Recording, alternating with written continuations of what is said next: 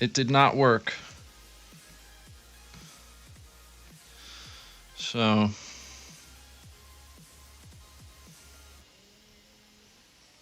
back to this.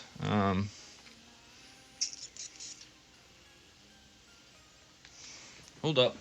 It's working. It's working. It actually started working again, guys. Yes. Crotch view. All right. I'm sorry. I can't put you. I can't put you. Oh yeah. See, there's my QSL card from K1BYD. That's a beautiful QSL card, I gotta say. Anyway, I can't put you guys inside the amp. I lose my Wi-Fi signal, and you don't see anything. So this view is the best view, even though you can't really see dick. But go watch somebody else work on their YC156. Tell me how that works out. All right.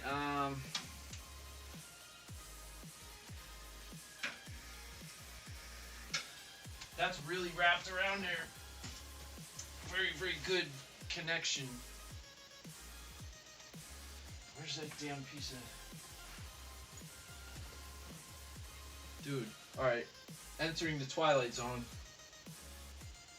Where's that piece of coax? I'm fucked, man. I'm not gonna make it. Jesus Christ. You guys remember, like 5 minutes ago, I had that piece of coax, and I was like, getting it ready. You know, that one, it's gone. It's freaking gone.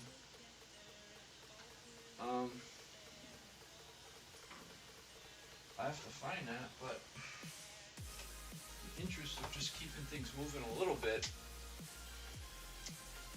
go ahead and keep the gun up and remove this old bit of magic.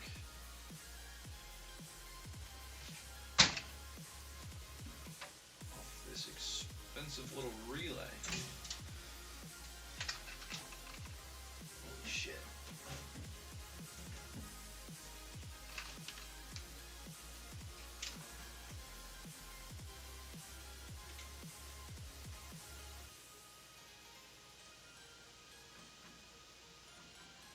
Come on.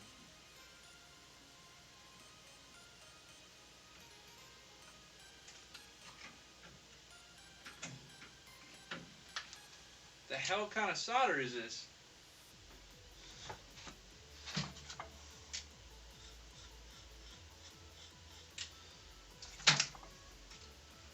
This is a what is this? A 300-watt iron? It's not even melting very much. Dave's a beast. How did you do this?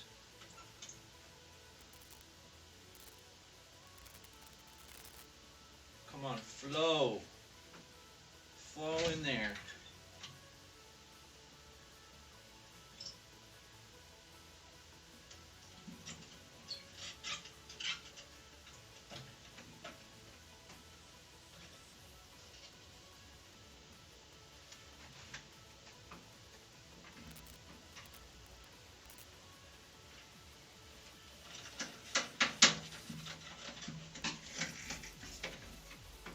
Holy crap.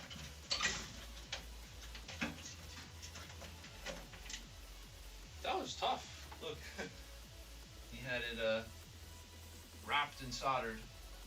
And I'm going to mimic that. I'm going to do the exact same thing when I install the new one. When I find it. The good news is, like, I know it exists, and I know I haven't really gone anywhere. So it's gotta just be, let's see, what was I doing? Making it, here it is. Wow, I threw crap on top of it, not looking. Alright, so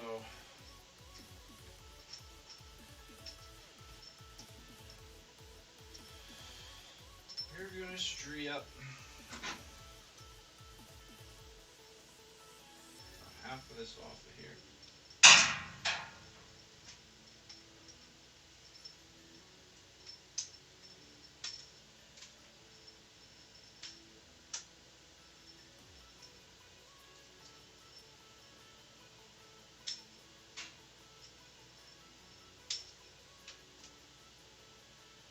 Doesn't want to snap, crackle, and pop.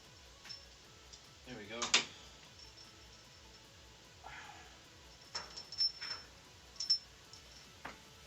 So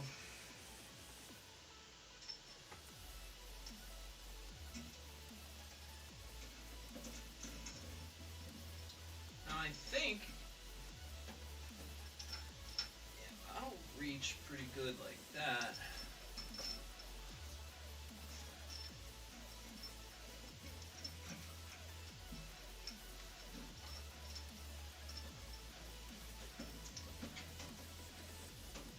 I'm trying to think about how I want to strain relief this. I'm thinking like just attach the wire to the side of the chassis over here with some kind of one-hole strap or something like that. Let me get some grommets going to at least one on the inside. I don't think I can put one on the outside because it's going to interfere with the seal when I put that plate back on. A little big. It's a little small. Isn't that the way it always is with grommets? Oh wait, here's one from work. That's 7/8 size, which I think is what those openings are. So, pull this back out of here. I'm just going to leave this in here for now. So, let me try my best to get this. Oh no, dude, that's going to be really hard to do. Maybe I can get it. I don't know. Is this even going to...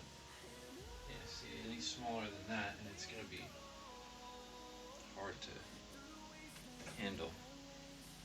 Yeah, I don't know about that, guys. I might just need to put some kind of armor on it. Which I can do. Not a big deal. See, then that's just a little too small. Although, I don't know. Let me try this shit.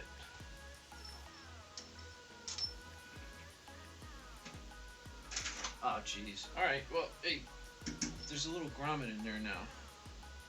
It's made out of rubber. It'll be fine. Alright, I'm just going to armor this somehow. I wish this was a little longer too, but what are you gonna do? Armor. I mean, I have like BX sheathing. Definitely have that.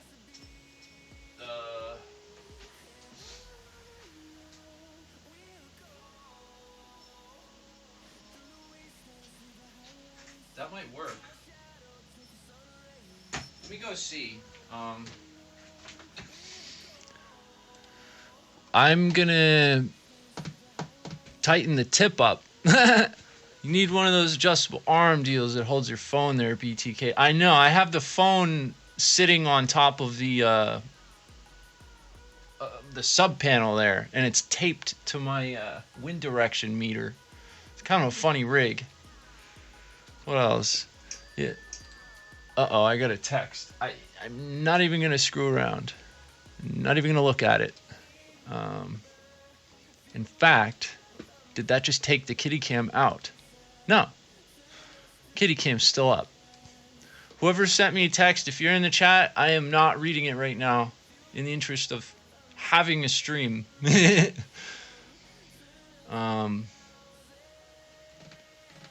okay, we don't want to see dick. Oh, I'm sorry, man.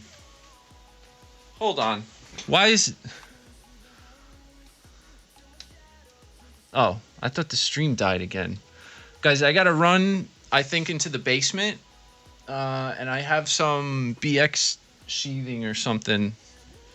You know what? No, I don't want to use anything conductive. Why don't I just... I'm gonna tape the the Bay Jesus out of it a few times, make a couple wraps of E-tape, and then I'll get some split tubing that I got over here. Or maybe I'll put the split tubing on it and then tape over that. One hole straps I got. Yeah, this should work okay. I gotta get a good strain relief going though. Let's see. I don't have any of those.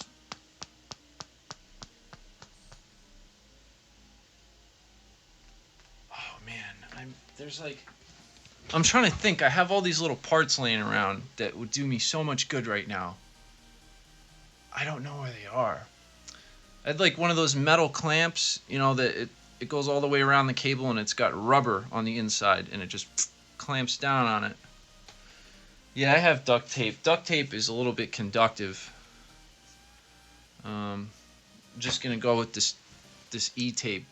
It's rated for 600 volts. 10 wraps, I should be good. Paper clips? Man, I'm thinking like, so like I took that barrel connector and the SO239 out of that hole. So now I have like a 7/8 hole there. The coax is just going to go through those holes. And then as it enters, I'm going to try to one hole strap it to the side. I'm going to have to drill a hole and get a through bolt. Let me get a one hole strap and just see if it is the right size. So I got my bucket of electrical goodies. Oh, and this doubles as a bass booster for your microphone. So if you want to sound like really, yo, you can do it. You could sound like BAWB.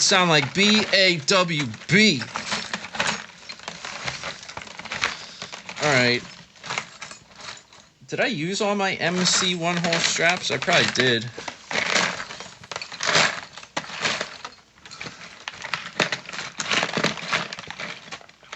P-clip?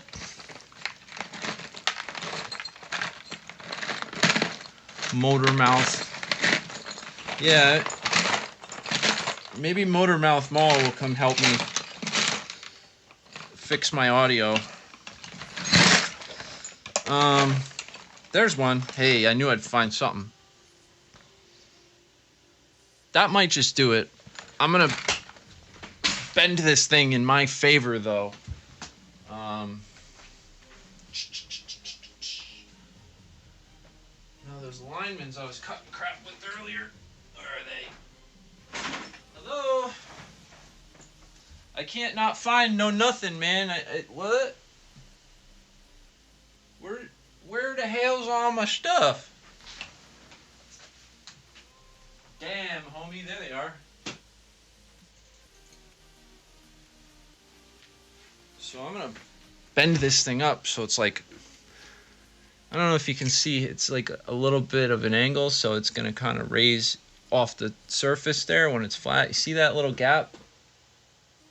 I'm gonna try to get it so it's real tight like that. I don't know if you see that like 1/16 of an inch of play, but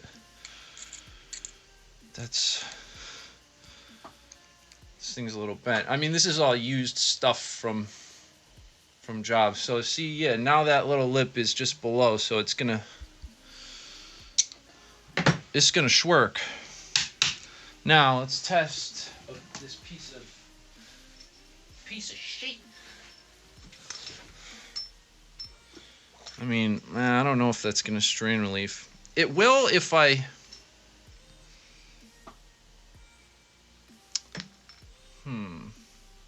if I tie wrap behind this, it'll elevate it just enough to like kind of push it in there. Mold relator. How about some Teflon tape? I could use Teflon tape, but I don't know. I'm gonna give this a shot. I think it's gonna be okay. I'm deleting a connector here, Bruce. There's gonna be less connectors on the output of this thing. Coax is hooking straight to the output relay, and it's just gonna hang out the back like that. and connect to my bird line section. Which, don't let me forget, guys, I gotta open that friggin' thing up because it looked like it was pretty crispy. We're gonna get back to the amp in one sec. I just have to do a couple things here. And all right.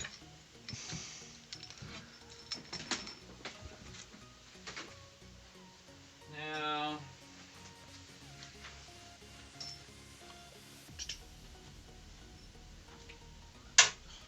this is that I hear the music like sorta in the background. I'm not really like listening to it. I just have it playing. It's like copyright free crap. Oh, and I recognize this song from friggin' every YouTube video I've ever watched, especially like time lapses and crap. Oh man.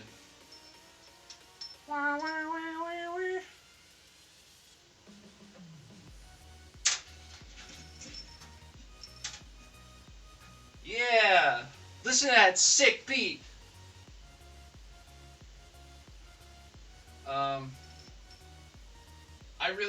I put about 0 effort into the music for this stream. It's not what it's about, but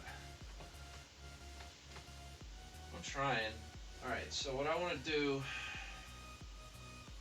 is throw these on.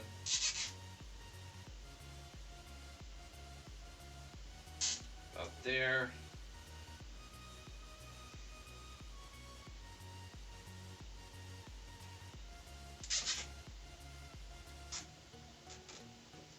Just about the width of the one-hole strap.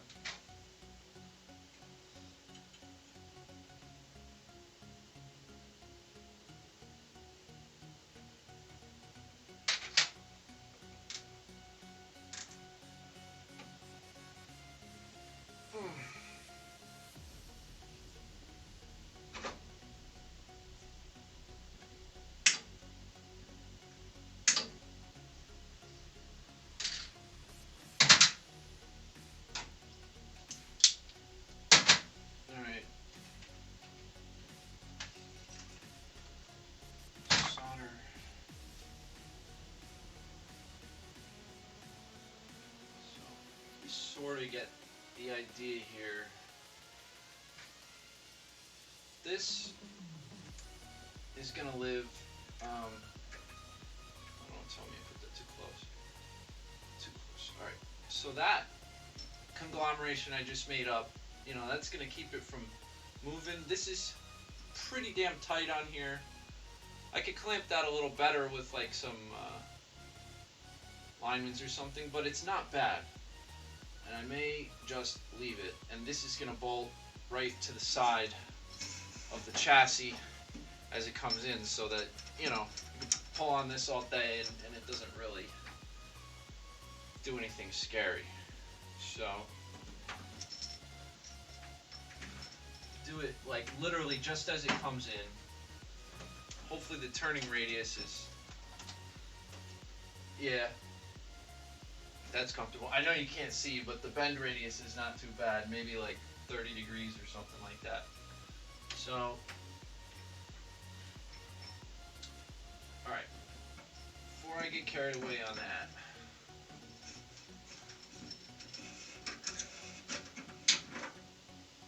I want to tape this up real nice and put my, my split tubing, that's right. I have to go get my split tubing. Yay. Hope you guys are having fun. What are you guys saying anyway? Or people doing awesome things videos.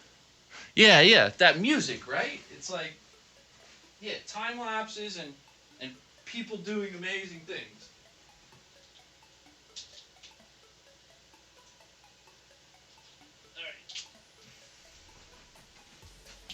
This is, I got a buddy, we call him 241. He was a big C beer, and he was the king of this stuff, man.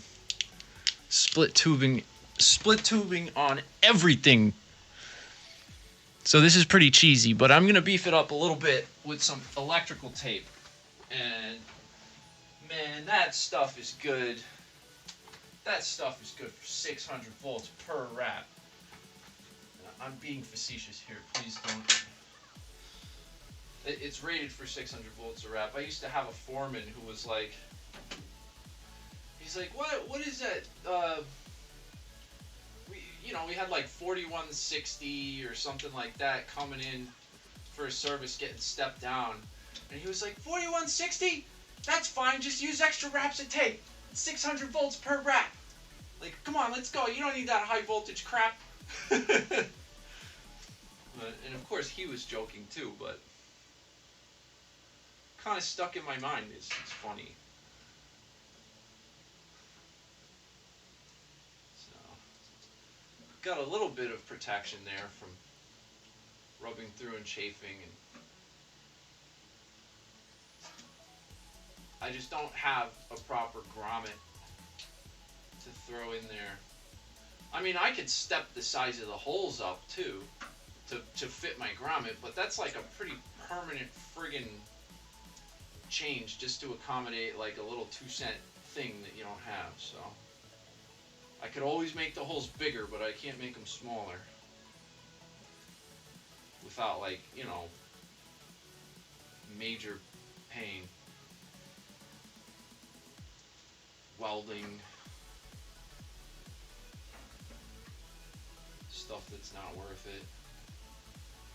I'm gonna just keep wrapping this. I'm gonna get like, maybe 5 or 6 wraps. This is the good stuff, man. This is the Scotch Super 33 or whatever. Ain't no 10 flex here, baby.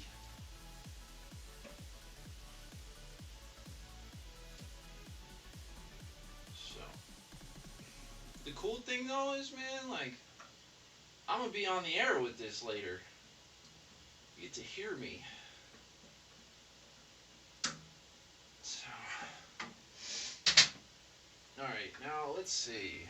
Does that please me, or does it feel really janky?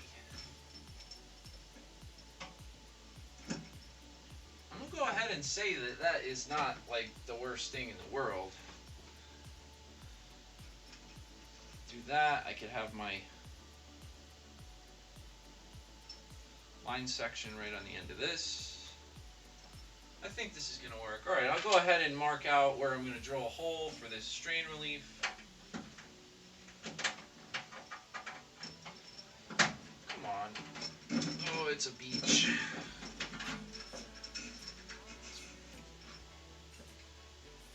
I really wanted them like very close together,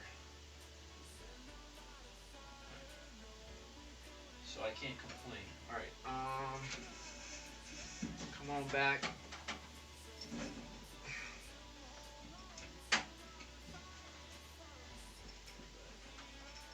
That's looking pretty good right there. Oh, of course, I don't have my marker.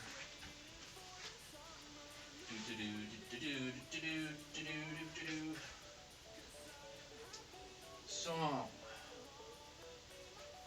Oh, this song's called Tropic Love. I'm listening to it at about the same volume you guys are.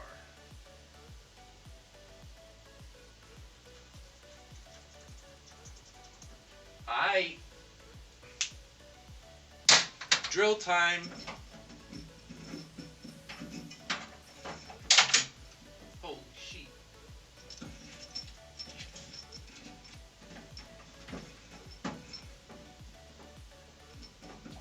Alright, that's fine. Where's my drill?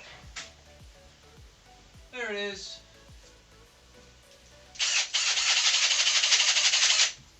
Oh, you know what? Instead of looking for hardware that I could probably find in this room, I think I could save time by going to the basement, because I know where I stashed the little like 1032 with a nut on it. Yeah, that's the ticket. It'll take me longer to find something in here than it will for me to just go downstairs and get something. I know where it is. So what is that? That RF deck looks tiny in that shot. Sure that isn't a 250B? Oh yeah, no, it's a 250B with handles on it. The whole output cable can be moved somewhere easier in the future. A line section doesn't need to be close to the amp. Wear a glove before partaking in Tropic Love. Yeah. No, I shut the stream down before I partake in Tropic Love. Oh, this is fun. All right, I'm going to go down the basement and grab that little piece of hardware. So, enjoy, I don't know. Here, look at my chair. It's a red chair. I got this from William Patterson College when we were demoing one of their buildings. I saved it. I threw it in my car. All right, I'll be right back.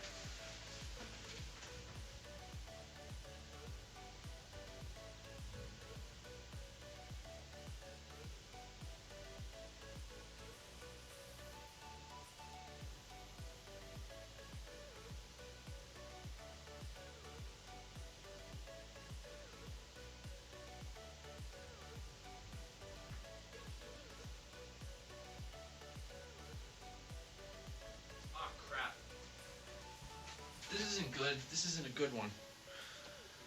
I didn't realize it was cut, but wow, that's really old. It looks like, I don't know. That's an antique. I thought that would work. It's not gonna. So, all right, hey, check it out. I cost myself some time. Trying to save time. Here we go. This is like barely big enough. Hold on, folks. I didn't go nowhere. I'm just looking. I'm looking. Wow. Ooh, an Allen key thing. That's got to be some metric BS. I found a 1032 nut. Now, I just have to find a 1032. Is that an 832 or? I found some brass hardware that looks like a 10, but it's not going in here. Gosh. It's a struggle, I'm telling you, folks. It truly is. Look at that. Junk box for the win. And we have non-magnetic hardware this time too, so it'll probably stay nice and tight. Very cool. Not that it's not really gonna have like hot RF on it, but not a bad thing anyway. Stuff that's magnetic it vibrates at like micro vibrations.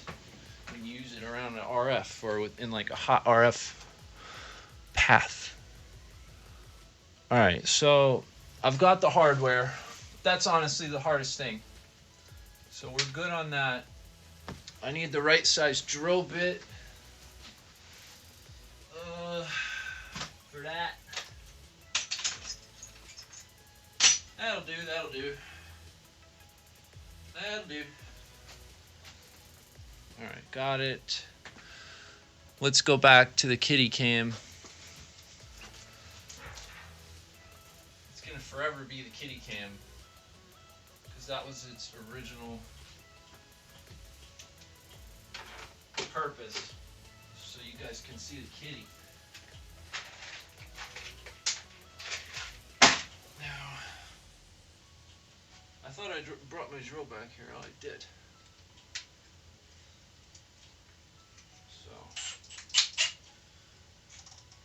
I'm gonna make an attempt to catch the shavings that are gonna fall down towards my plate supplies.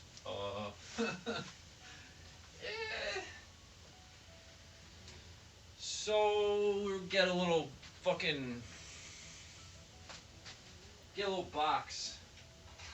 The other thing I'm working on, guys, is I ordered some microcontrollers and stuff that will allow me to build like a key press scene changer for OBS, something I can walk around with and just burp, burp, burp, or make it so when I key up it'll switch scenes over something, and then during receive it'll be a new one, but that's in the works too.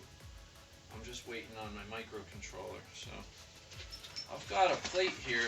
I'm going to kind of put it in the shape of a taco. Yeah, just like that. Under there, and that should catch most of this crap. So ready, steady, 1, 2, 3.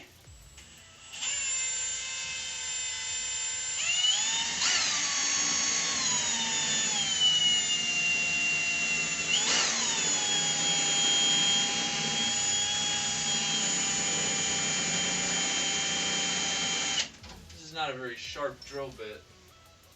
Check my Jesus stick.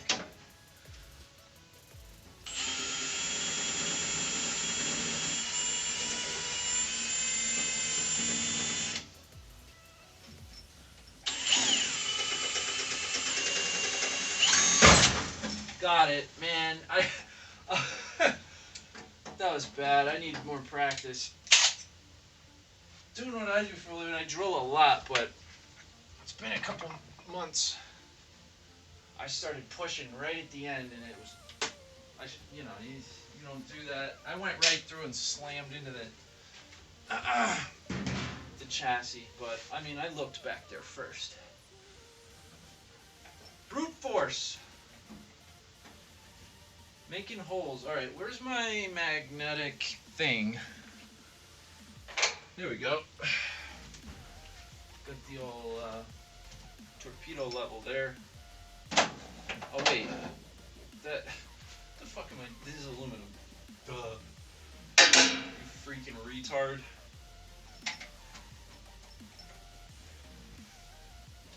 Check it out.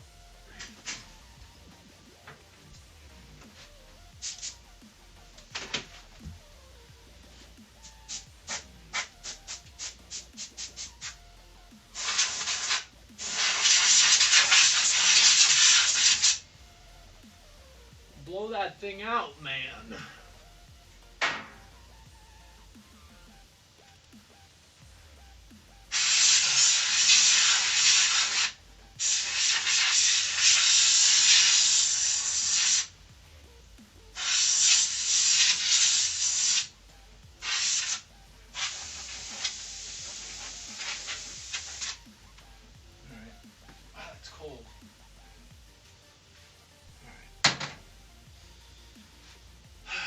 So we got the hole drilled. Mount this sucker. Okay, good. Ooh, it's gonna be. Oh, look at that! I caught some shavings. Goes over there so Kitty doesn't get them.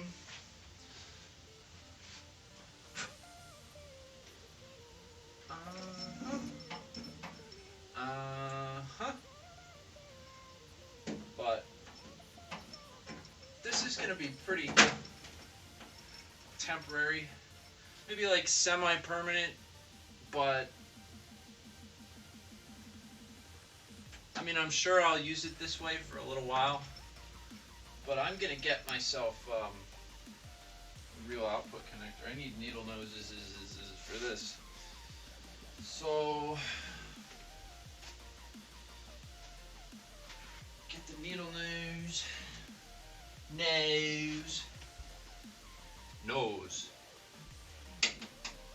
Perry's got me on that friggin' Philly accent kick.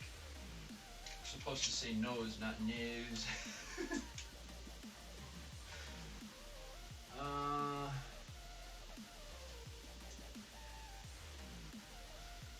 You guys, what are you guys saying anyway? Leaving work, going mobile. Alright, Bob. Damn, Bob, he's going mobile. On the W2BTK Amplifier Repair Show. Alright. Woo, baby. There's like zero room between this RF deck and a chassis.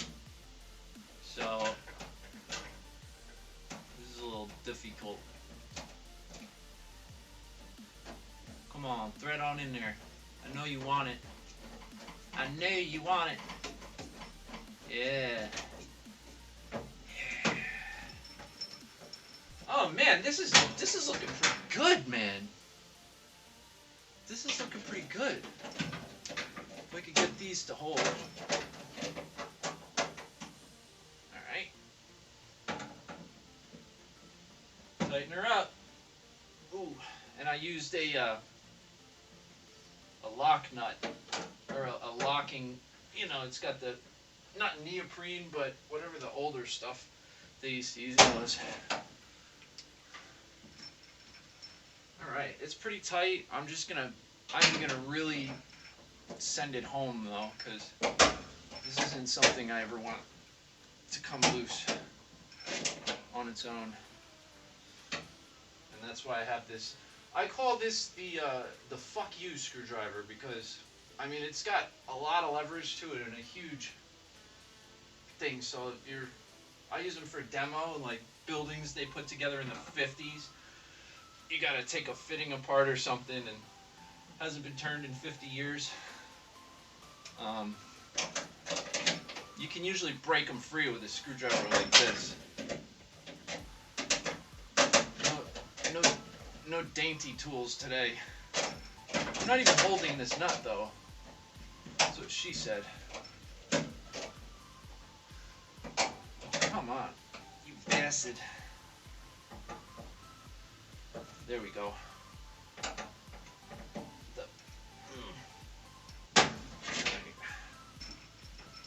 Yeah, dude, look at that. The whole amp is moving when I pull on that. I can't push it either. So that's got a really good string relief. And if you watch, like, I don't know if you can see this, watch for movement on there. It's very, very minimal as I do this, so it's, even if you jerk this crap around, it's not going to stress the connections on this relay very much, which is perfect. Alright, so we're going to do the old loop around thing like Dave did the first time.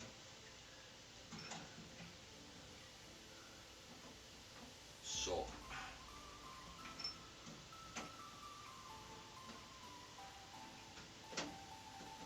ooh, it's not easy though.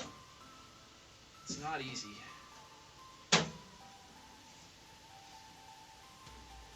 It's not that easy.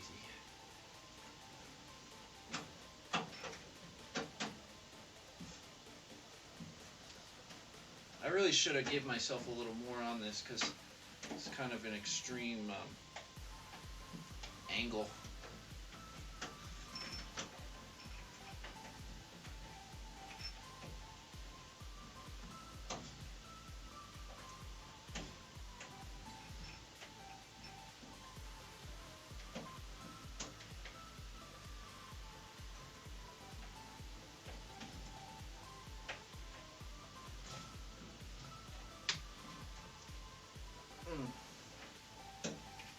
Damn. It keeps wanting to walk on me away. I'm trying to get it. I wish I could have a better way to show you guys what I'm doing, but I'm trying to wrap that center conductor, that piece of coax, around the output post of this relay and make a lot of really good contact on it.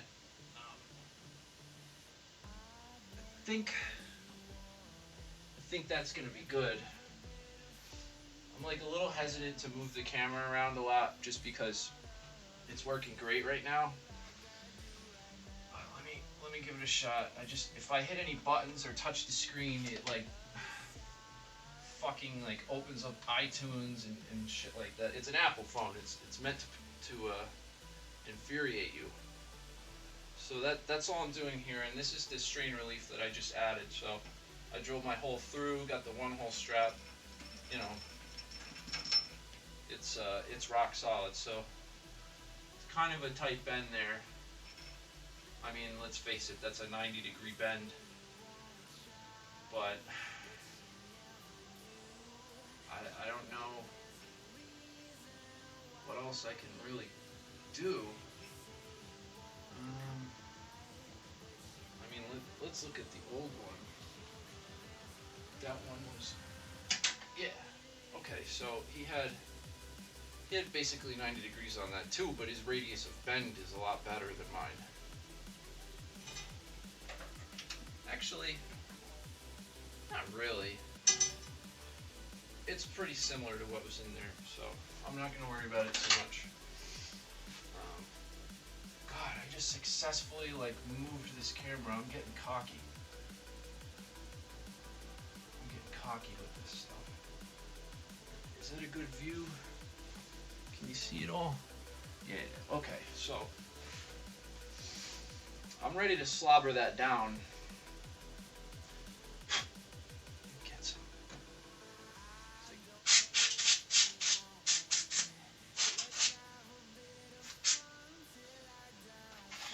Stuff. Little pieces of soldering crap in there.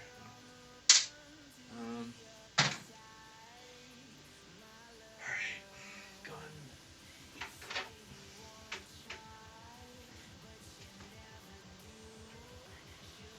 Now, this is like a little bit of a hard spot to get into for me, so if I completely block your view of this for a minute and you only see my back, it's necessary. I can't do this from any other position, so let's let it heat up nice and hot, so I don't want to be in there for a long time.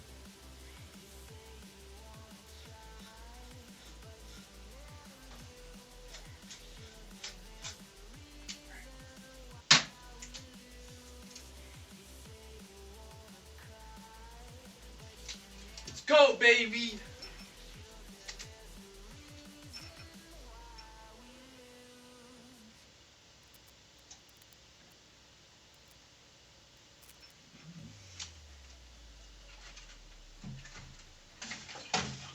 This is, I shouldn't be trying to do this with, I tacked it on there so it doesn't really move, but I'm going to grab a nice hefty length, that's what she said, of solder, and I'm going to quadruple it up.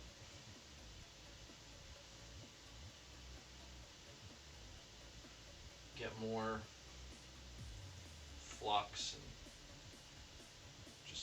you can just flow a lot more of this crap a lot faster. And that is exactly what I'm trying to do. So I just take 4 pieces and I twist them all together like that. I mean, if you guys are hams and you're watching and you work on your stuff, I don't need to tell you this, but I'm just throwing it in there for the video. So, alright, now we've got our nice fat piece of solder with more surface area and more flux than a single piece of solder that would be this big. So get our heat going again, get her nice and hot. Alright, she's hot. She's hot for me. Go ahead, flow everywhere. Go, go, go, go, go.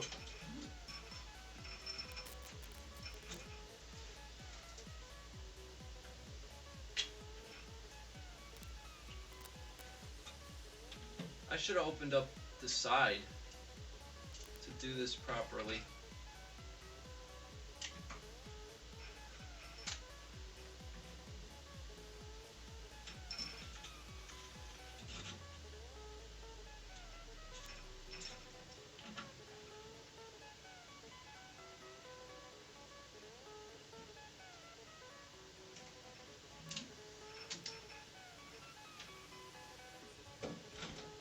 No! Oh man.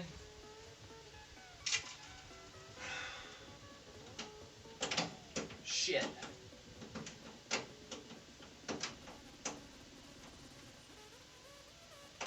Can I bend that up? See what happened? I just got it real hot.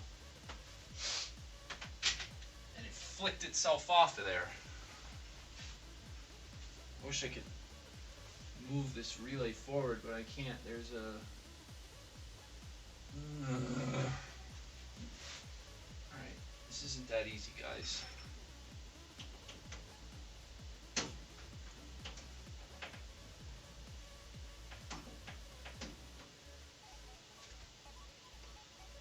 I'm probably gonna break this fucking relay. I had a pair of needle nose out here. Keyword had. Remember I used them to put this bolt on? They're fucking gone. This is the Twilight Zone, man. They're fucking gone.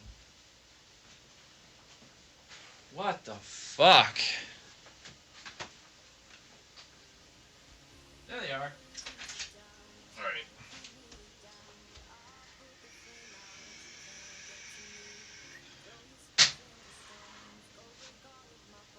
See if I can.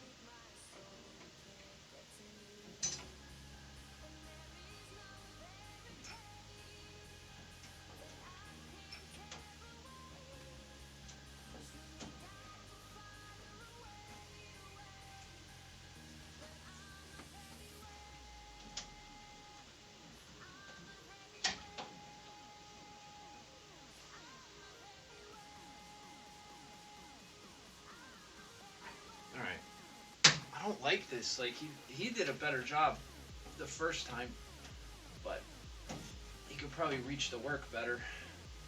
All right, I got it slid back on there.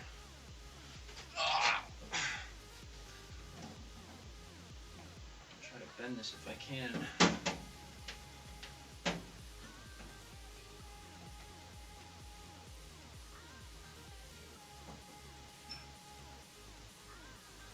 Is that really like loose? A little bit maybe. Alright, I'm going to try this again. Big piece of solder.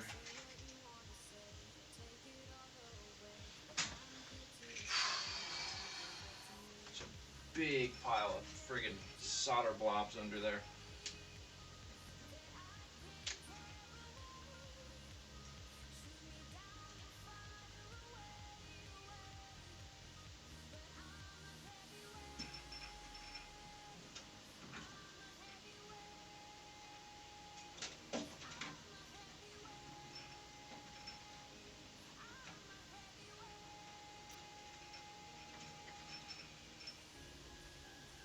It takes a while for the post of this relay to heat up. You know?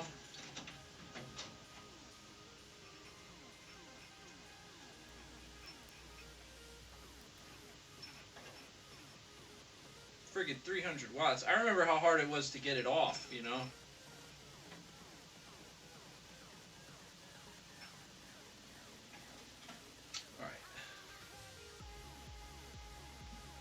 I watched it flow.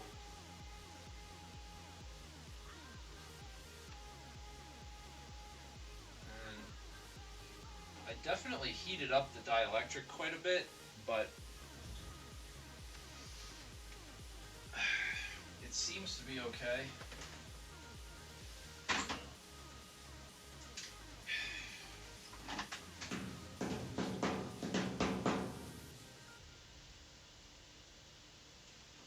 It seems pretty solid. I'll give you guys a quick peek. I'm getting a little more confident handling this phone.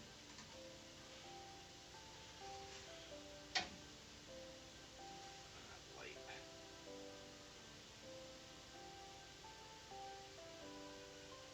So you can see the dielectric. See how it's a little more transparent near the bottom? It's heating up. Starting to melt, but it's really still very, very opaque near the braid, so I don't think that was compromised. It seems like it heated up right about to where my finger is here, the edge of my finger closest to that copper braid. But from that point, it seems like it's pretty decent. I just had to use a crap load of heat to get that to flow, but alright, now we need to hook up the,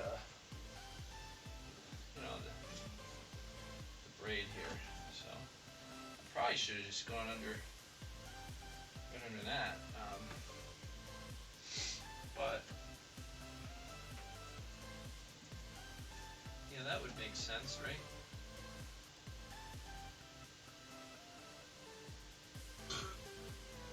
I should just do that. That was really a bitch to tighten down, but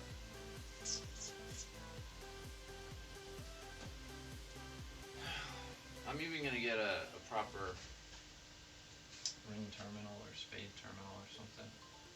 Maybe if I can find one.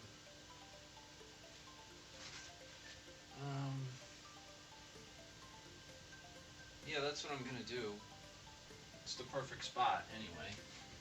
Unless I drill another hole and just go like right there, but having the same length, I don't know, doesn't matter.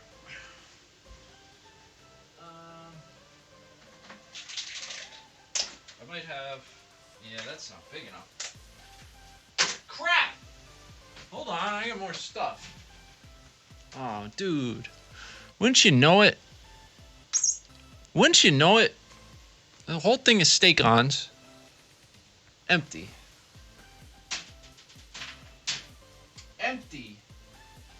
Well, hey.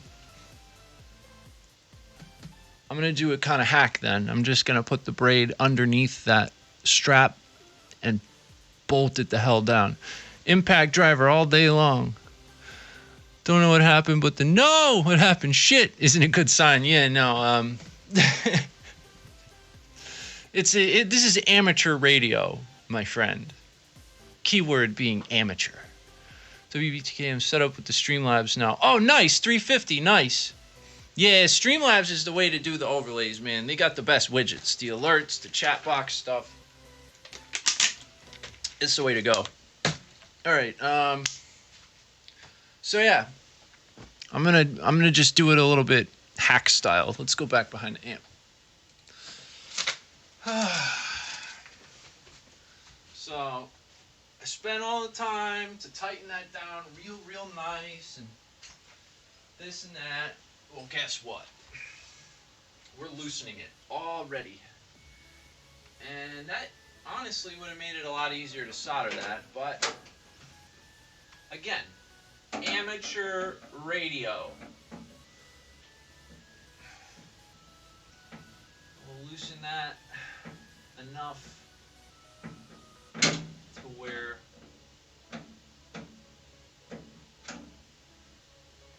actually, you know what, dude? Let's do something a little bit more legitimate. I have flat copper strap laying around over here.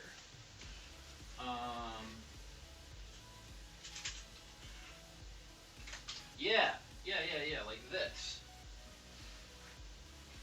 So, see that? That's a really nice thing. So I'm thinking that I can put that behind the one-hole strap, put that down. Because if I put the wire back there, it's not gonna, be flat, and it's not gonna get as tight, or it could loosen over time. This will make friggin' crazy surface. It's got a lot of surface area, a lot of contact area, and then I'll cut it down, flip it up, and I'll just wrap it around that other braid, and we'll solder it right to that. So we'll do that for a ground. We want a good ground.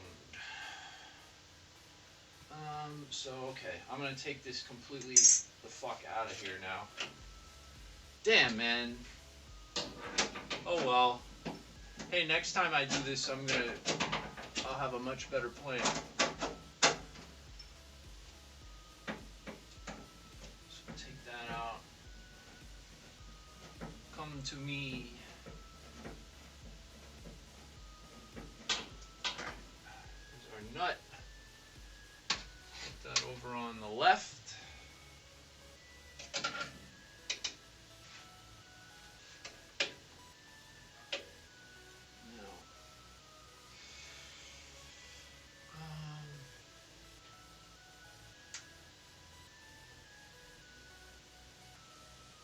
Those guys look kind of smoky.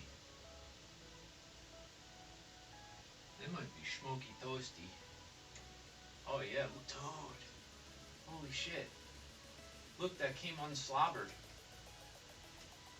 No fucking way. Dave, are you still watching? Look.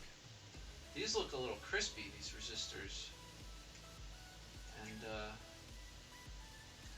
this slobber connection is very loose. They're not soldered. It's cold. Oh, wow. Let me get in there and do that first. Fucking slogger those down.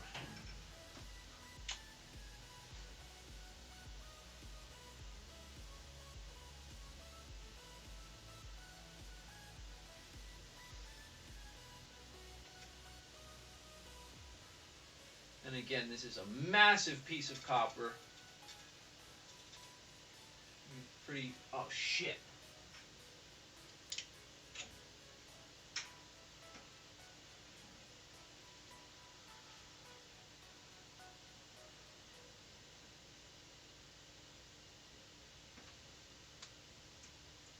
A piece of solder dropped on the tube, but gotta get it off. I'll get it.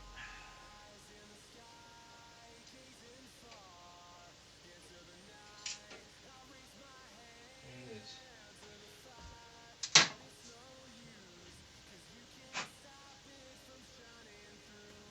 Alright, it's solid again.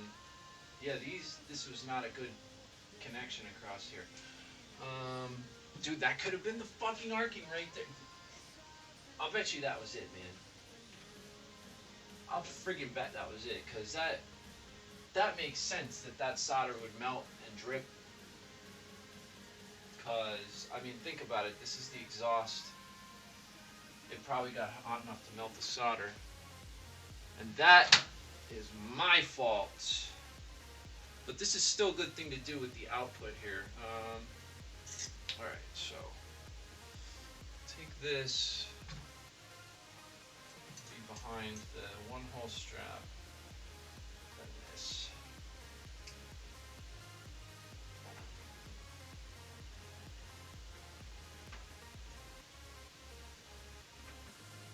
So that's about all I need.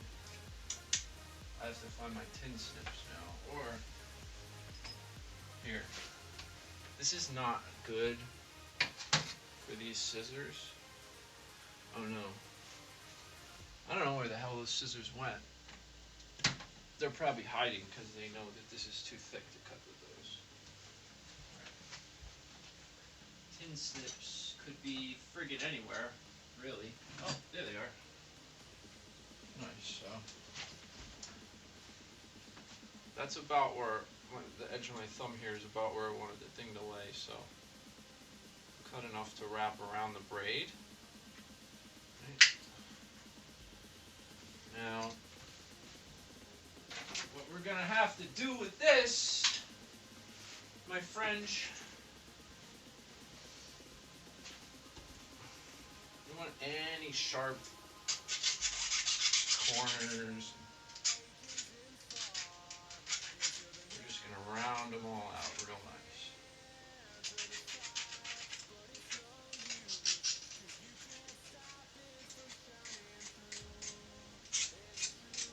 Because high voltage.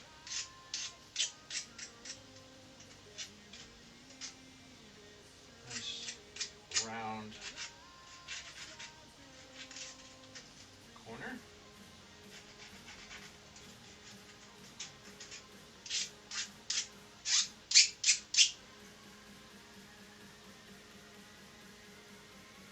Nice. Got quite a collection of tools over here now. Alright, so I'm going to put that just behind the one-hole strap. You know, we're going to loop this around. Actually, I should do that now. That would be using your brain, right? Do brain thinking with my mind. So this is how I like to do this. Make a thing like that, kind of, you know, like a little place for it to go. Hold it there. line this up, take it like that, and I'm gonna fucking kind of mash it in there and crimp it as best I can. Let me get a pair of linemen's that I was looking for a minute ago, you know, like those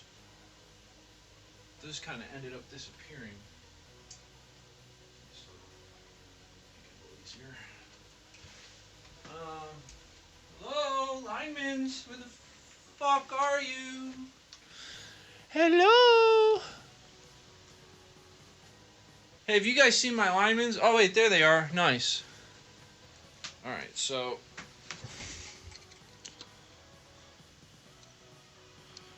I'm gonna get this ready, right, in my pliers, and I'm just gonna slip the wire in there, and crimp it down, and then I'm gonna solder the crap out of it.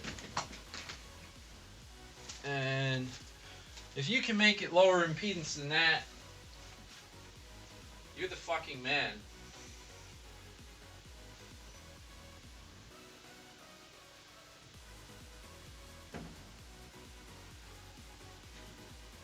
Oh, I forgot to switch you guys back. You know what? That's a good thing. It means I'm paying attention to what I'm doing and not that. So, I just gave it the old crimper doodle. Yeah. So, it's smashed pretty flat down.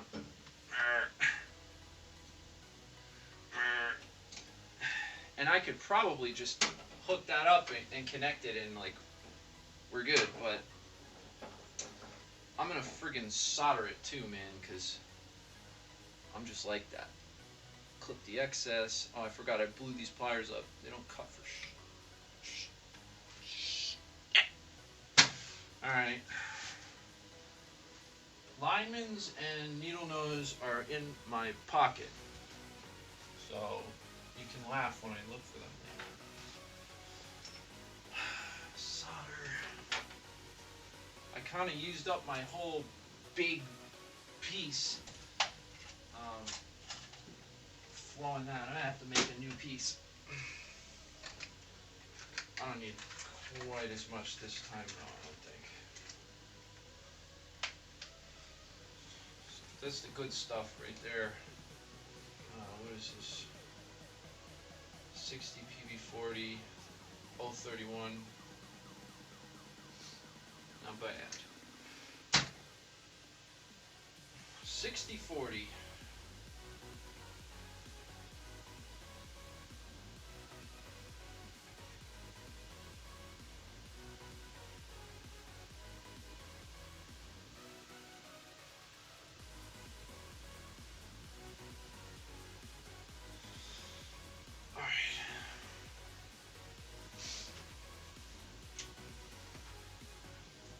Oh, this is going to go wobbling around the whole time, too. But if I bolt it down, it's going to be a bitch to solder, you know? I'll just try to do my best here. You guys see that?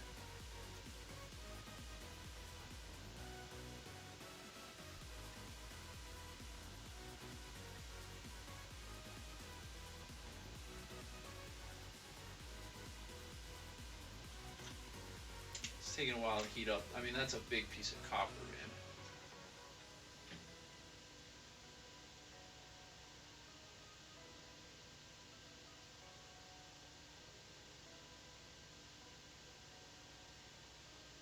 Yeah, there it goes, starting to flow.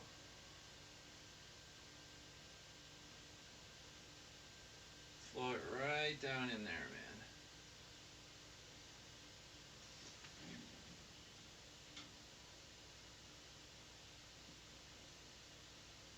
I'm feeding it in the end, and I'm moving the heat farther and farther down. It keeps wicking in, so.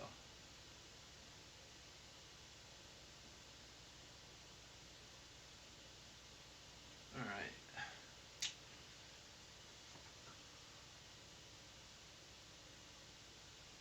Sweet. It's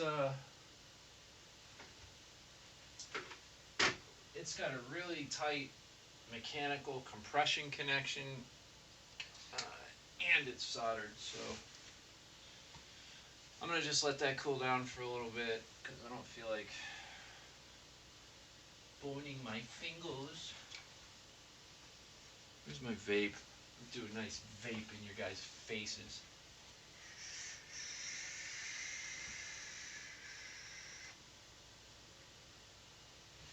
All right. Blow a little in the amp. There you go. Alright.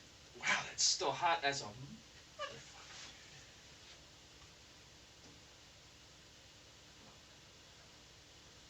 Dielectric still looks good.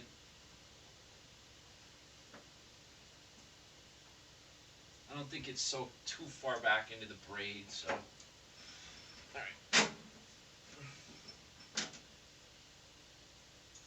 Ow! Bitch! I need to press this behind here and just let it sit for a sec. Let the aluminum soak up the heat. Get her lined up. There you go.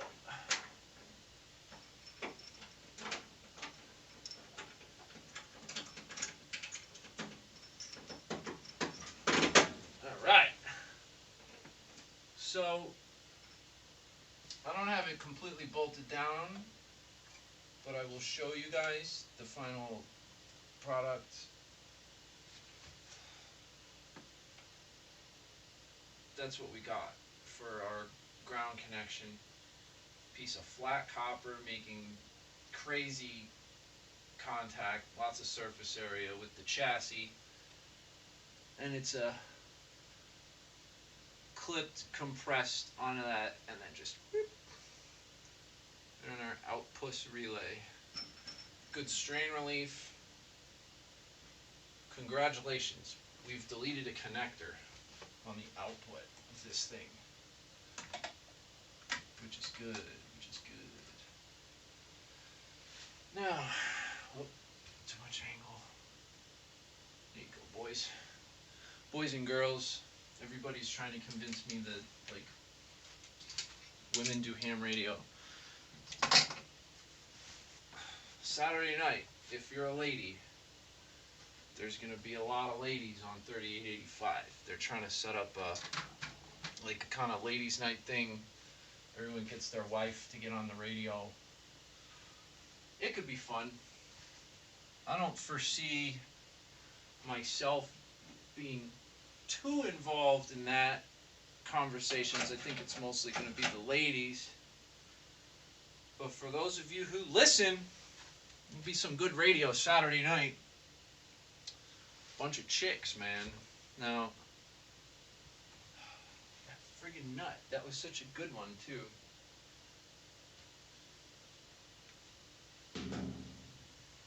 Alright, I took the things out of my pocket, put it here. I swear, man. I swear. It's going fucking crazy. Who saw where I put that nut? Speak up.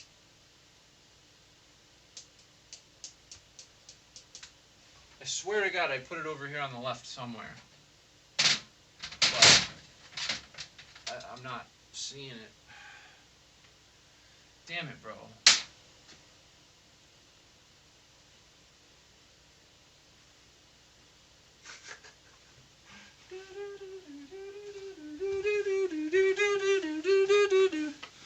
Twilight Zone. Impact driver all day long. What happened? But no.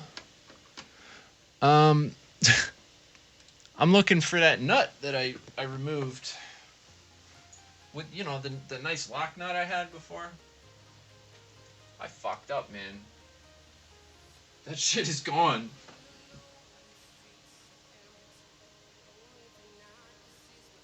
I can't believe how disorganized I am.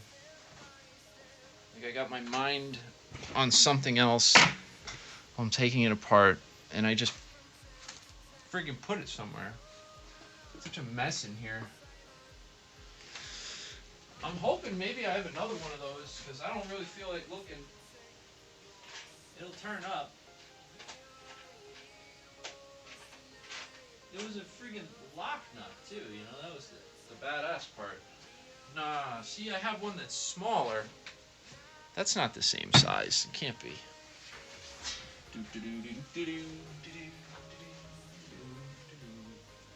Yeah, no, that's not it.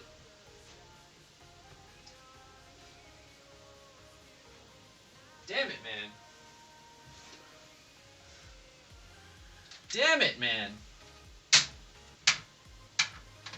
Is that it? That's not it. Dude, I'm fucked here.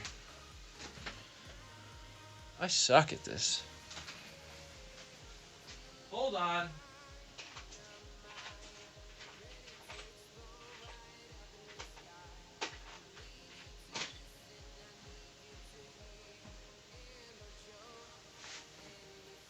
I can't believe it, man.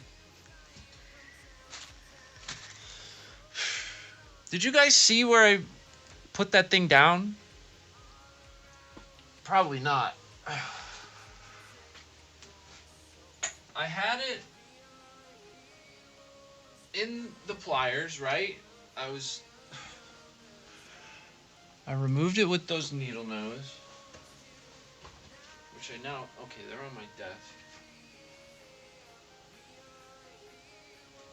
It's like, what the fuck, man? Seriously, like, what the fuck?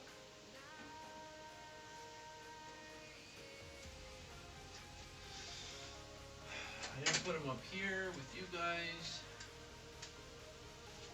Did I put it over here? No. The fucking thing is gone, man. All the amp hardware is still right here.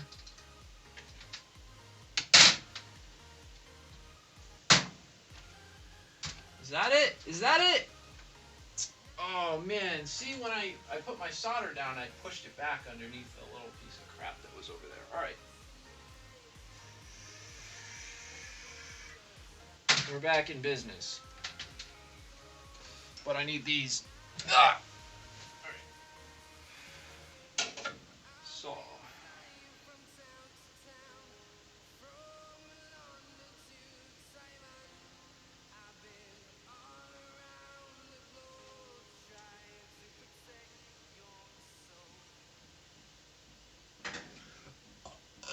Oh, excuse me.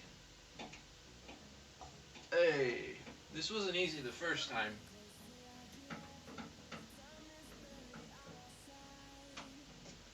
But I'm gonna say it's a little easier this time. Maybe I'm getting skills. Maybe I'm getting skills. Holy shit. Alright, so.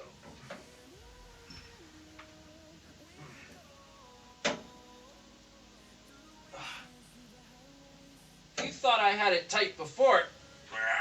Look at it now, man. Because now it's got a ground. It's like I'm relying on that to be tight for my really, really important ground connection here. So I've got a locking nut, brass hardware, copper strap. That's soldered up.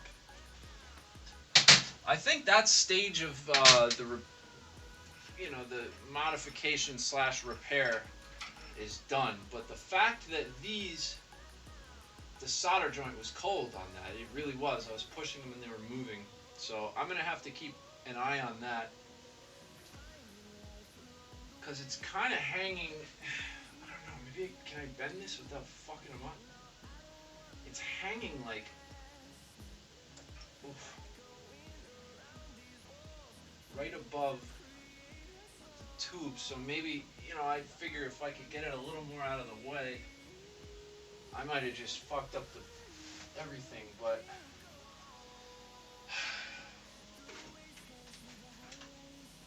I'm gonna just flow that one more time just to be super, super safe, because I heard a little pop when I was playing with it.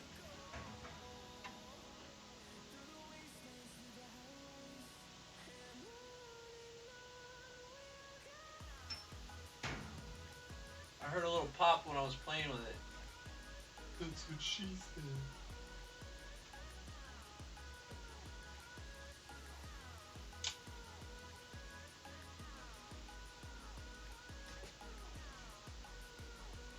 Alright, that's got a fat blob now.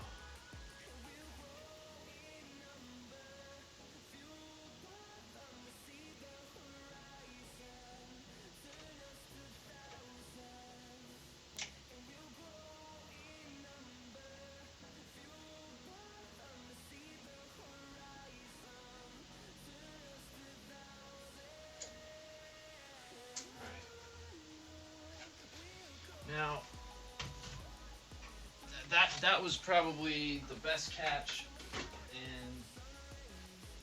and the best thing. Where did I put? Oh, here we go. Some slobber on there.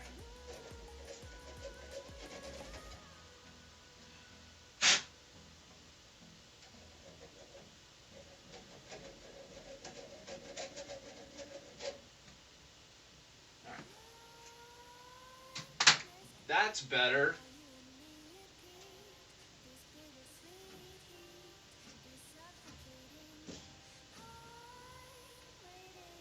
I'm gonna clean off this. I got some flux and crap on this piece of Teflon that this choke is wound around, so I'm trying to just clean it down the best I can. Some isopropyl.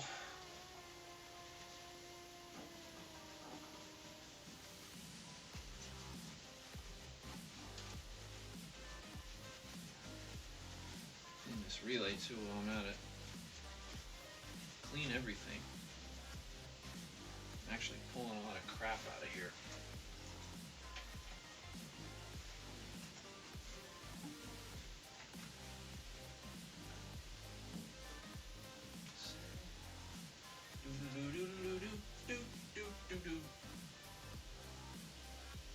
Alright.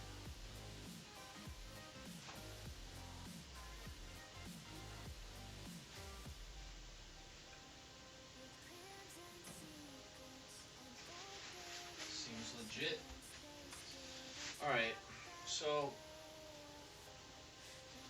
I'll just go over one more time, give you a little better view of what I just did. So, brought a piece of coax right in there. We're strain relieved with a one-hole strap. Our ground connection there. It's a very, very low impedance connection to the chassis. And this coax is right on the output of that relay. So, that's what we're looking at. That's what we did.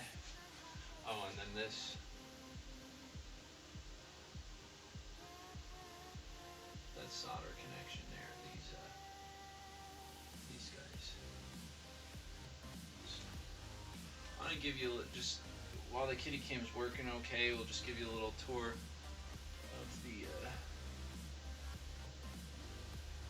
can see just barely YC156. Big old tube. With handles. I mean, it's pop that sucker out. No socket either. It's freaking bolted. It's bolted, ladies and gentlemen. So here we are in the input. There's no tuned input for right now, but I don't care. I have a boat anchor. We'll load in anything. So there's our band switch. Got big ass band switch back there. So this is our 80-meter position here. Grab these extra padding caps, and it uses the whole tank coil, the whole thing. So then what would this be? 75 meters, I think. Taps right here. So we're only using that much of the tank coil. We're omitting these first few turns, and what is this, 40? 40 meter tap right there. So you're omitting this, and you're just using from here to there of the tank coil. Got our 20 meter tap. I believe, no, hold on, let me think about this. 160, 80, 40.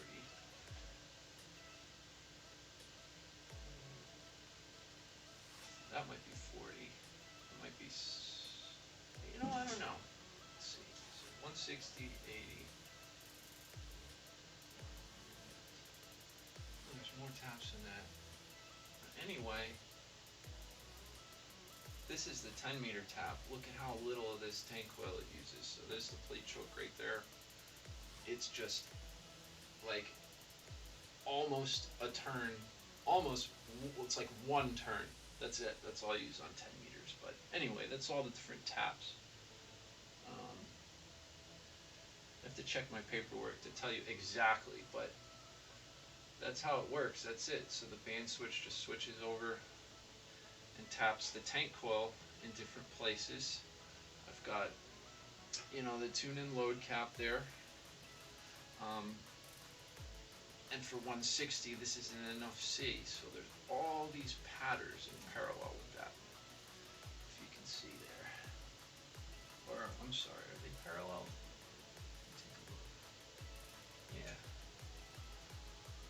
Yeah. Yep, so the band switch, and all the other positions, it will change a tap on this band switch, and you use this for C.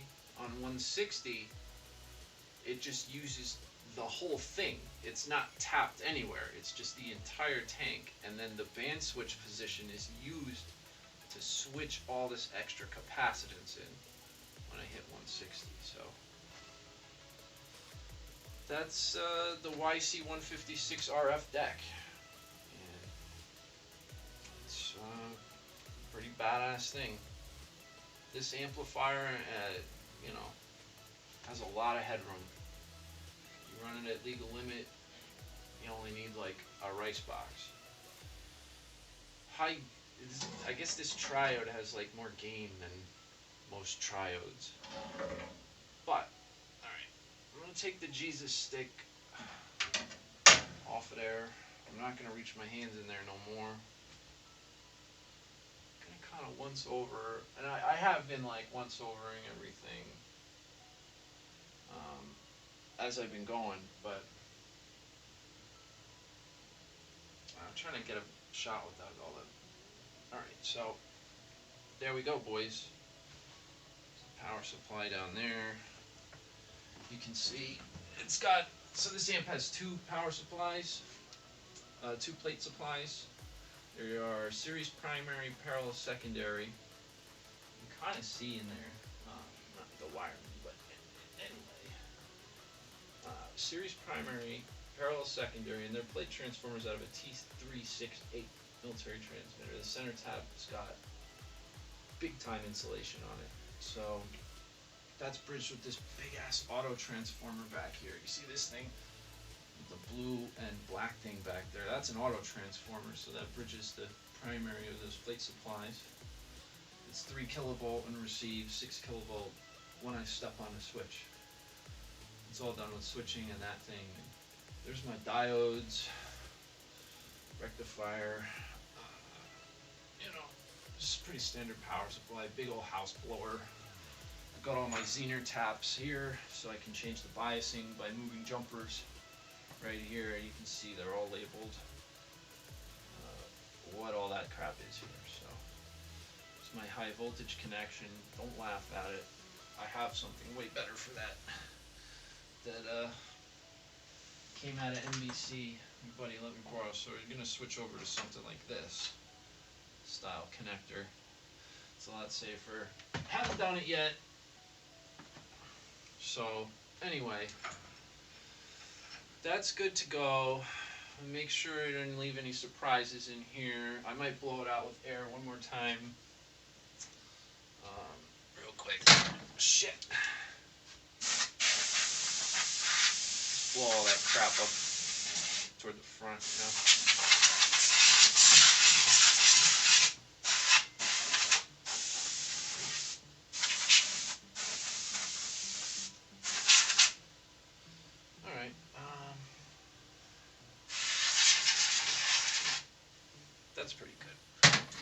might start closing her up.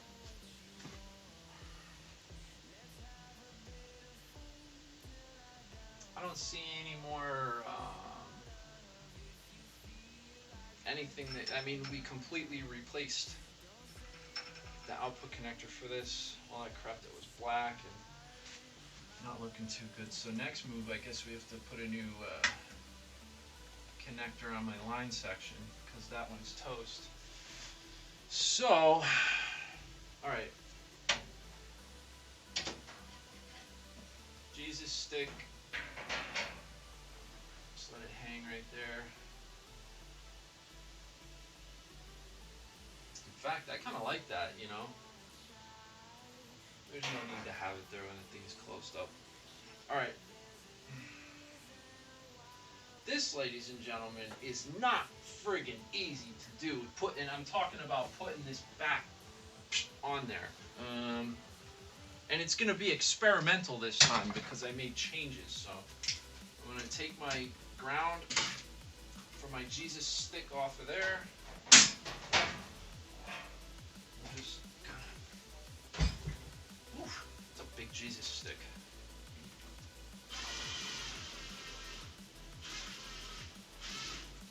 Call the Jesus stick, go to discharge a cap or something within it. Boom! Bang! Jesus! I think, anyway. Alright, now let me take a look at this thing, because this was a little off before. It wasn't like perfectly seated, but actually it is now. Perfectly seated. Alright, so. Ooh, baby. We'll fire that through there.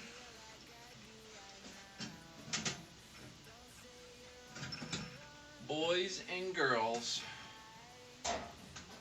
ladies and gentlemen, see these two shafts coming off these air variable capacitors are very hard to line up with these little 1/4-inch openings.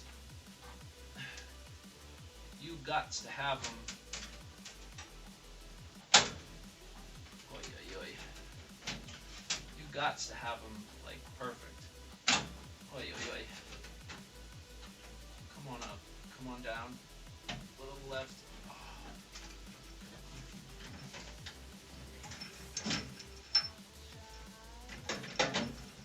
There we go. Ha! Whew. All right. I guess I'm only using one handy dandy washer now.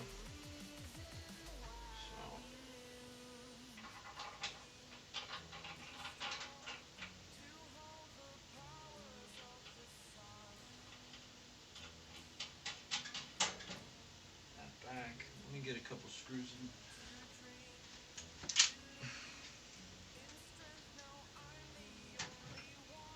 Oh shit. Go.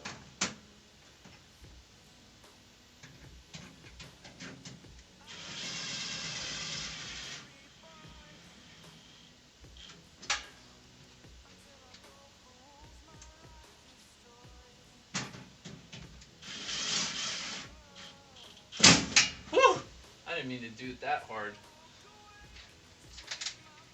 That was just the impact gun hitting its torque setting.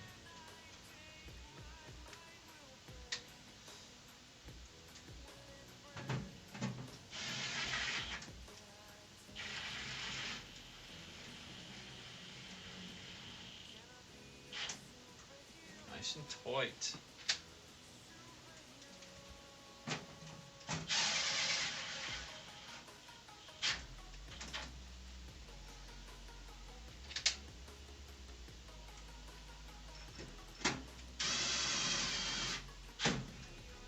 I will say though, like all these holes line up really, really, really well.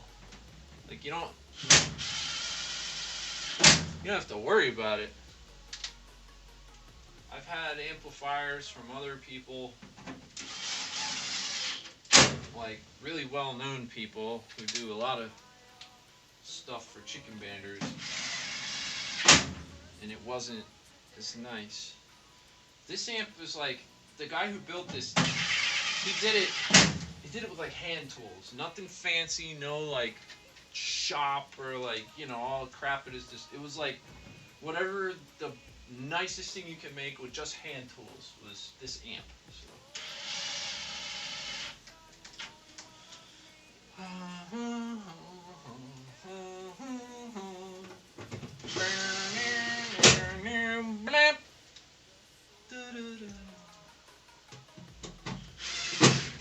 Stripped. That didn't sound good. It sounded like it pushed the friggin'.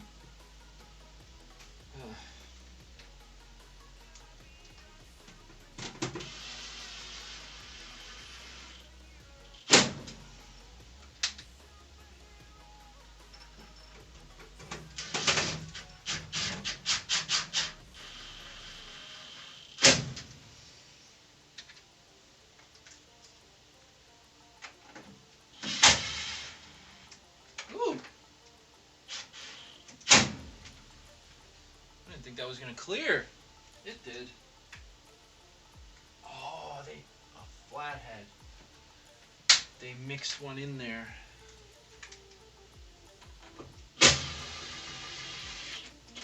I don't remember taking that out though. That might have been from something else.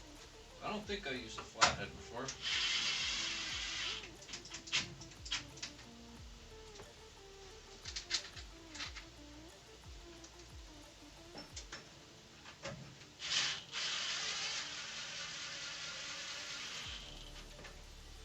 Stainless steel. Good stuff, man.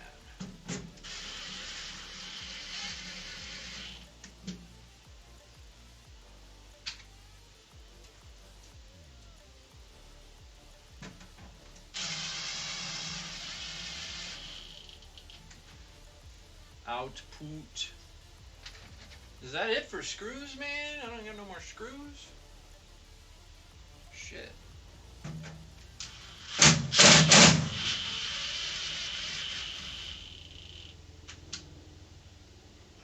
Sick. Now we definitely can't shut the door. That's cool.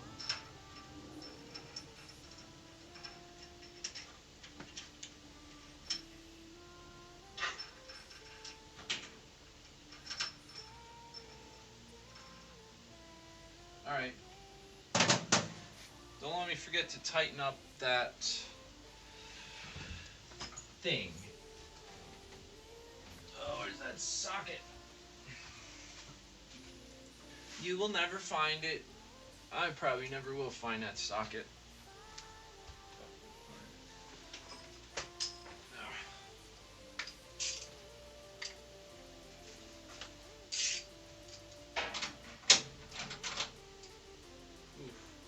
Jostle it.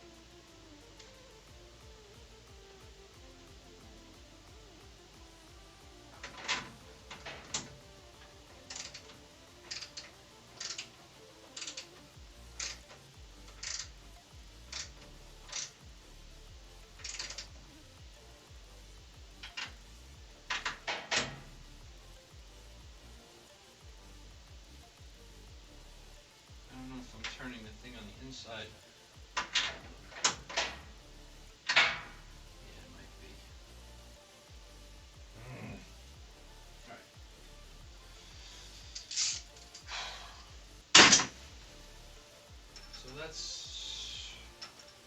That's our new output connector. Very cool. Now what's left? We gotta look at this friggin' line section, man. Oh yeah, dude, that was arcing bad. There's like holes in the friggin' metal. I can't even get this off. Jesus. Jesus.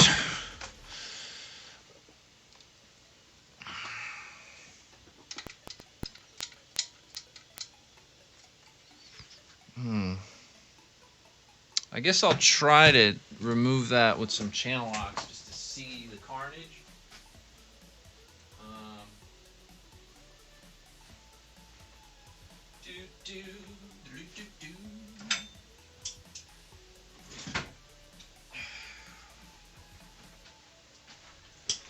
Tools.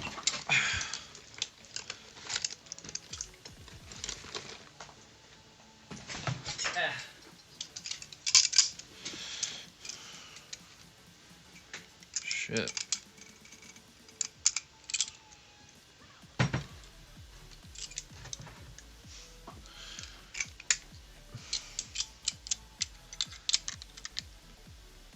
Oh my god. It's welded. It's fucking welded.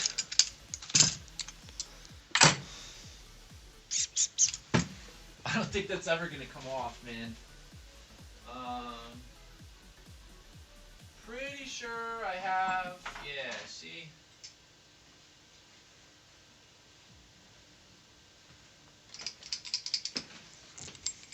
I got another one. It's an actual Bird electronic. No, you can't see. Can't see, but this is a real Bird one. I think this is a knockoff, no name, probably Chinese. Oh, Chinese. Chinese food. Chinese connector.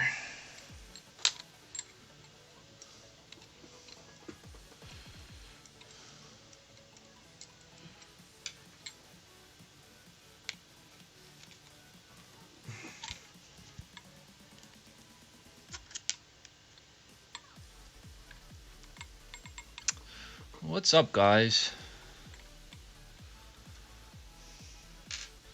When was the last time you saw the inside of a YC156 amp? When was the last time you saw tubes with handles on Twitch?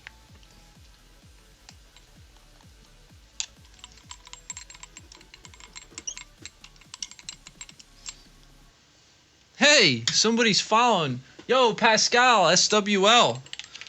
What's going on? My shortwave listening friend.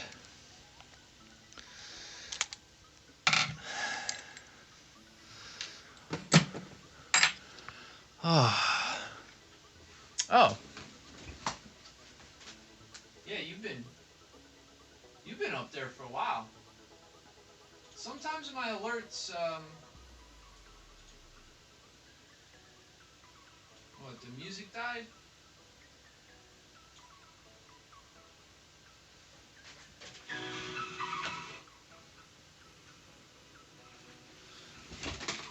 Thanks, 350. Yeah, I'm going to, so, ooh, this one's a little fucked up.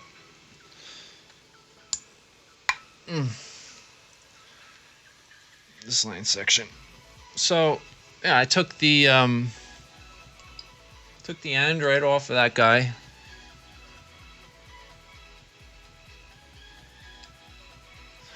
And I'll put it to the side. Now this one that I'm pretty sure I blew up.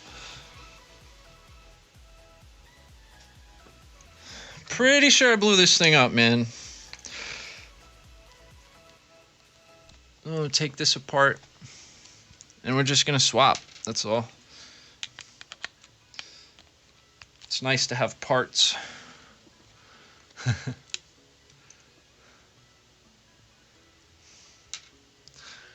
Yeah, my alerts were working yesterday. I think I might be using send it back to HRO, yeah.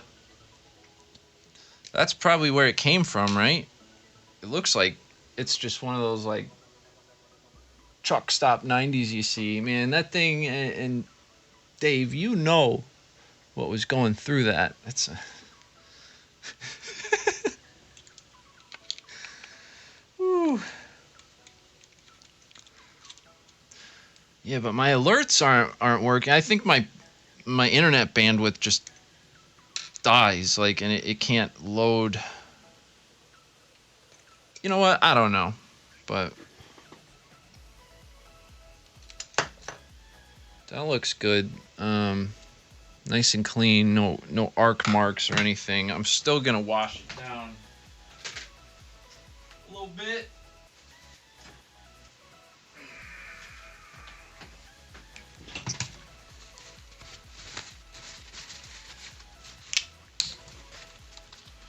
So, whee! Get some of our 91% isopropyl alcohol, because there are little dust bunnies and stuff on here I can see.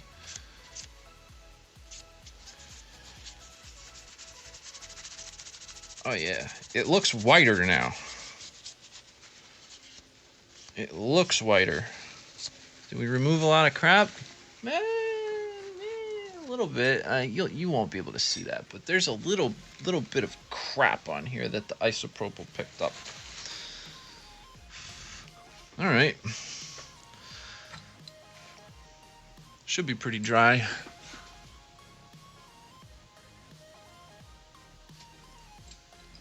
Now, attention to detail here. So the Bird electronic,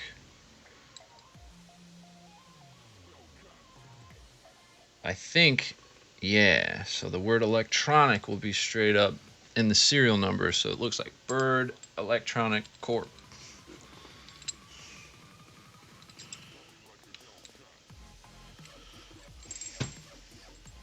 All right. La-di-da.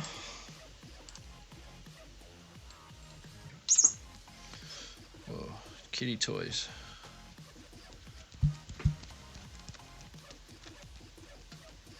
Wait a minute. No. This is not the right... I don't need a male, because now I have a male pigtail. Ah, see, I'm glad I thought of that. Well, that was a waste of time taking this off the other one, because I'm still going to have to find a... Damn, I might not have one of those, man. That's not good. Shit! Damn, bro. Well, I only have one on the dummy load. The only other one I have is a big LC, and this would probably be the correct thing. But, shit. I'm gonna have to take it off of my dummy load, I think. Unless I have more line sections. No, I'm using all these line sections. Shit, man.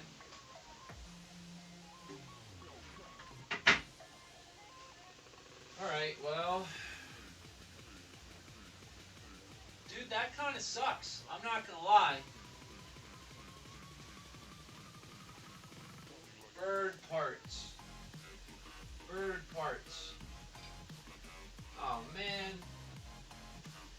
Bro. So, I'm gonna have to scrounge something from somewhere. Mother of pearl. Alright, let me think. I could just take it off of there. I don't want to use that barrel connector.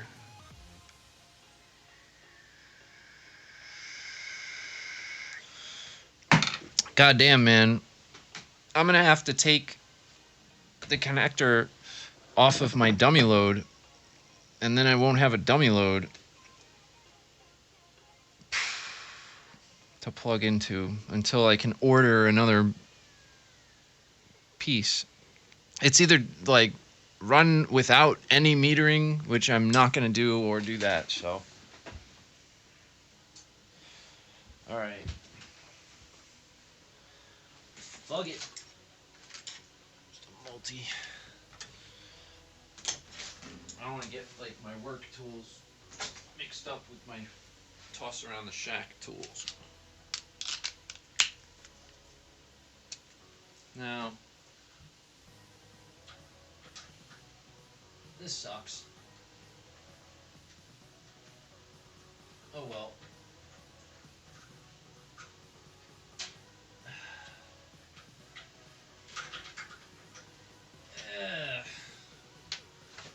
else is up, guys? Did you find this interesting? I'm going to try to fire this amp up in a minute.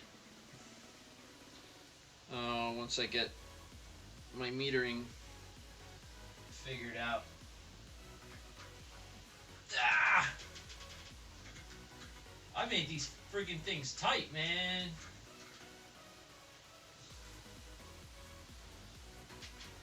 Little 1/4 inch machine screws.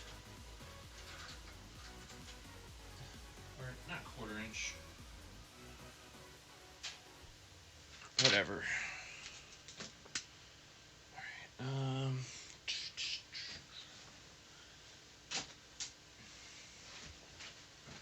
so pull that off the dummy load. Man. It's from my dummy load, man. Got that bird kilowatt dummy load over there. And it's got an EIA flange on it. Alright. Back to the two female setup. No male.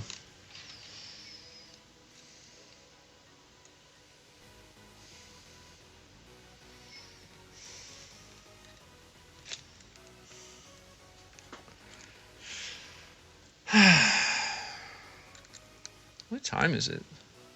Holy shit, Nikes. It's almost 6 o'clock.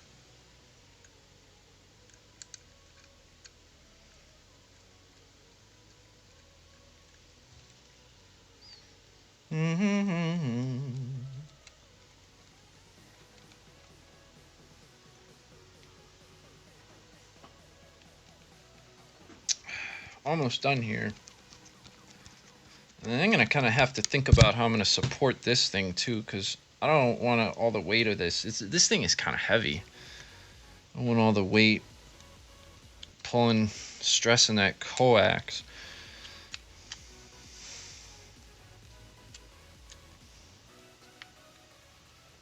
Oh, Jesus. All right. There we go. It's our line section with RF sampler on it. Variable RF sample. Alright. We'll stick all this crap. Stick it back there, man.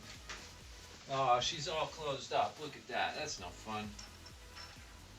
So, let's see. Forward element. I want to hook that way.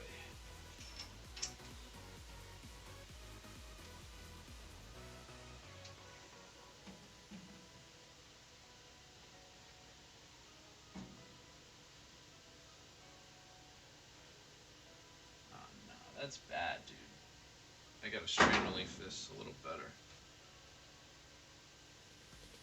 So,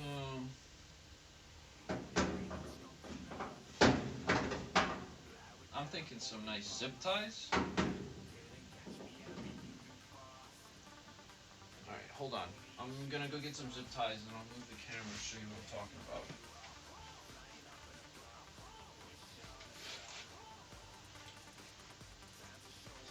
I probably need both hands to do this, so just hang out for 1 second.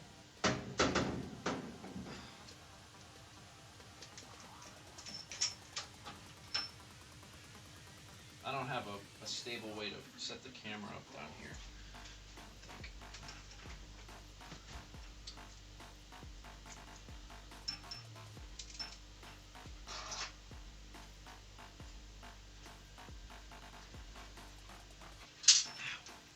Dude, that thing is so heavy. Come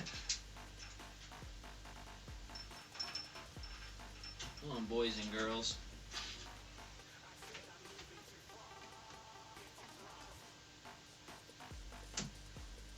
Holy shit.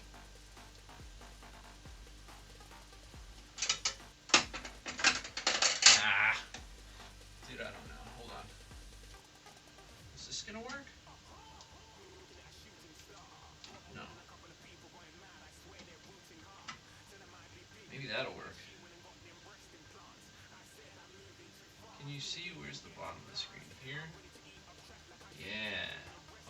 see my hand? Good. Zip ties, baby. You know? Sometimes it's the best thing you can do.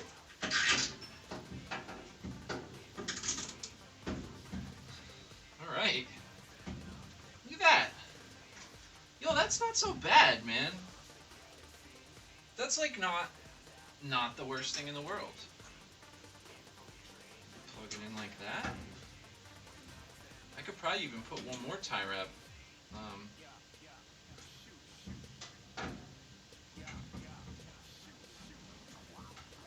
That'll just piss me off when I go to take this off. Alright. Very loose.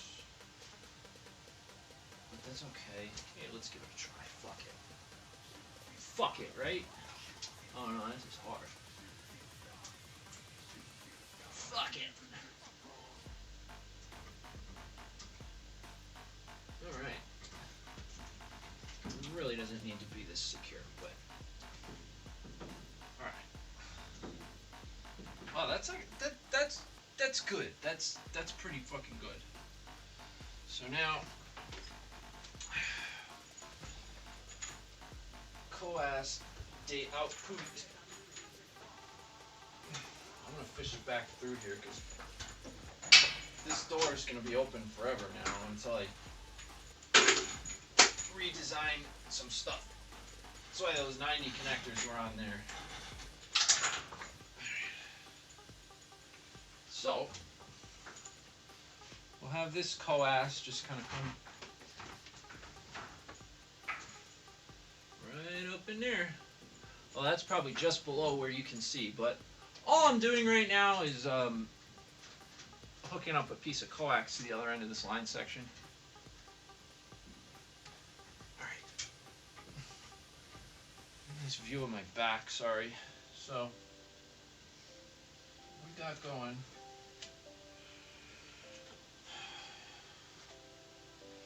The out comes down right in the line section there. So I just plug this in, coax goes down into the antenna. Oh wait, no, that's yeah, no, that's the output. That's out to the antenna. So only thing left now. Let you guys hang right here again. Uh oh. Ow. Alright, only thing left now is to hook up my oscilloscope, as far as output anyway. Is this oscilloscope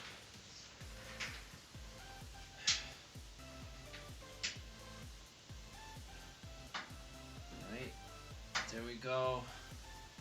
We've got watt meter.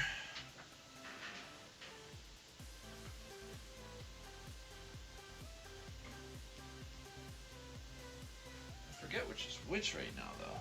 Hold on.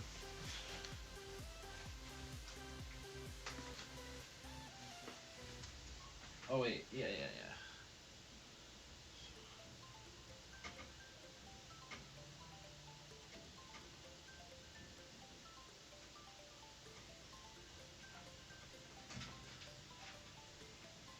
There, and then there's one more. I believe it's this.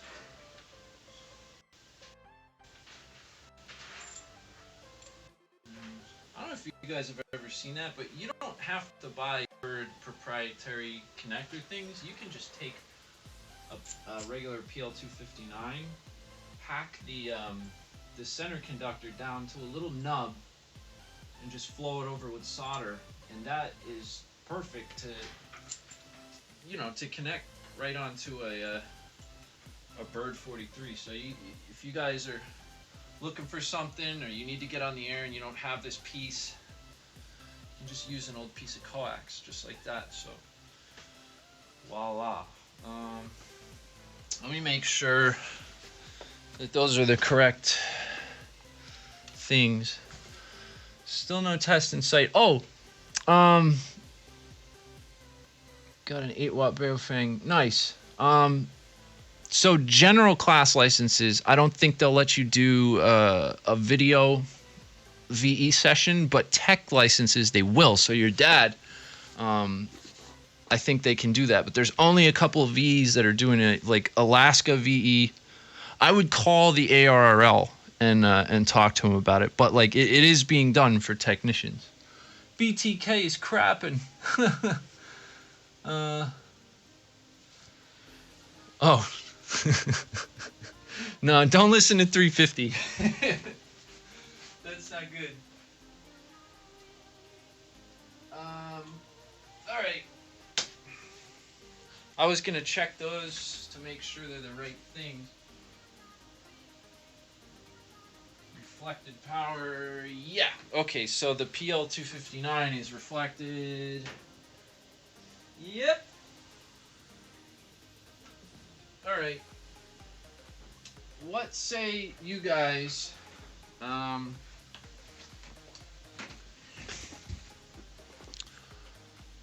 We're connected to the antenna. So we should be monitoring. That should be live.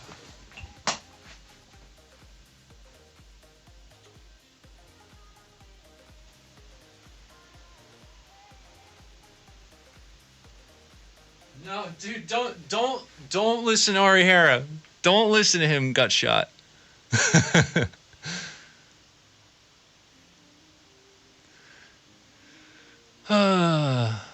You can use GMRS. That's about it.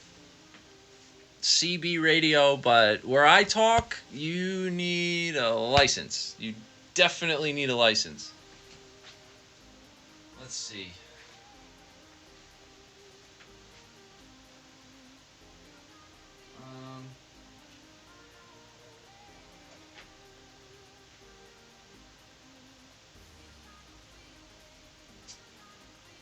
All right.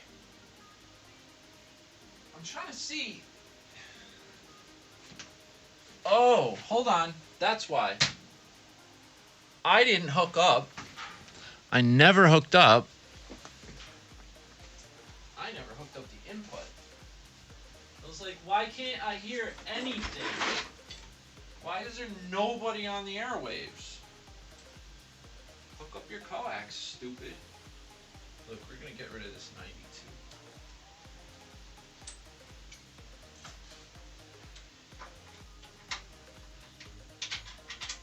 No more 90s. Just going straight. Alright. That's what I'm talking about. Oh, I forgot. You're way down there. What the hell are you guys doing all the way down there? Come on, man. So, I just plugged that in straight because, I mean, the 90 was here so that you could shut the back door. But I pretty much run it with the door open right now because I don't have enough airflow. So, yeah, there we go.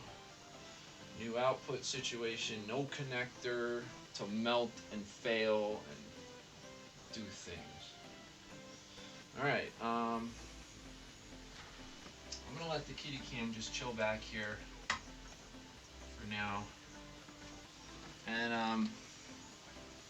well, here, since it's running. Oh Jesus, I almost died. Alright. Yep, there we go. It's dangerous, man, to like half-ass everything in your entire life. Alright. Plate, control. That's hot now. It's 240 volts live. Right there now, so. So you chill here for a minute. Just a minute. And fire it up. So I'm gonna turn it on. Actually,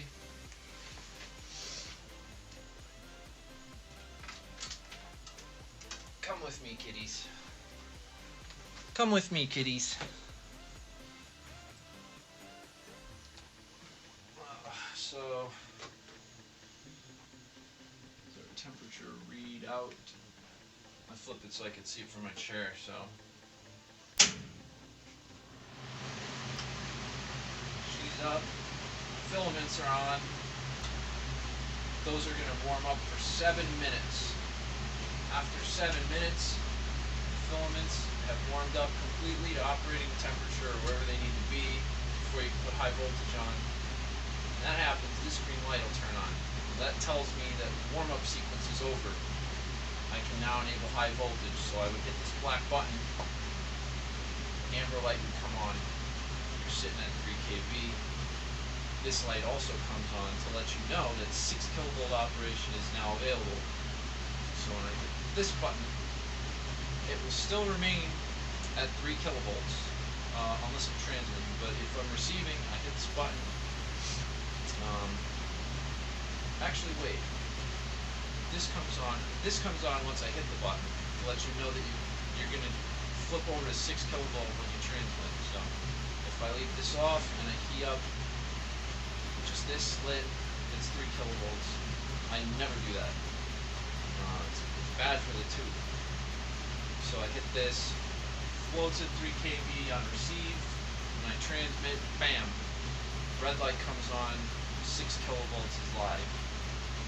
So we'll wait until this is ready. But it's a big bitch. You know.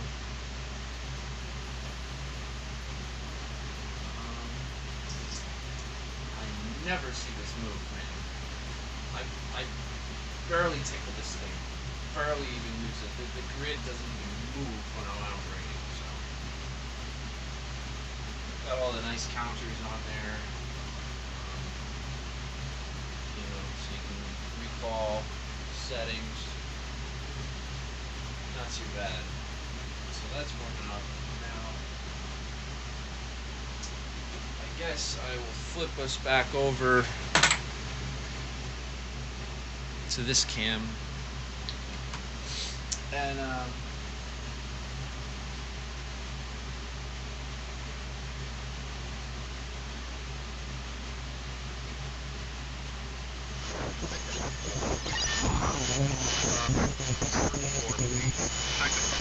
yeah. Second floor would be the living area because that would be at ground level. And that's where the massive... Yeah, it expired for like 2 weeks. So that's why, yep. Whatever. That's no big deal. I got to, you got to refund it back, so. I think they take my Prime out automatically on my credit card. I get an email about it, but I don't really have to do anything. Didn't you say it's up to like 120 now? I hope not. I don't even know when it gets taken out. Because we're gonna give it a try. Pay it. And still waiting on the warm up here. Justice.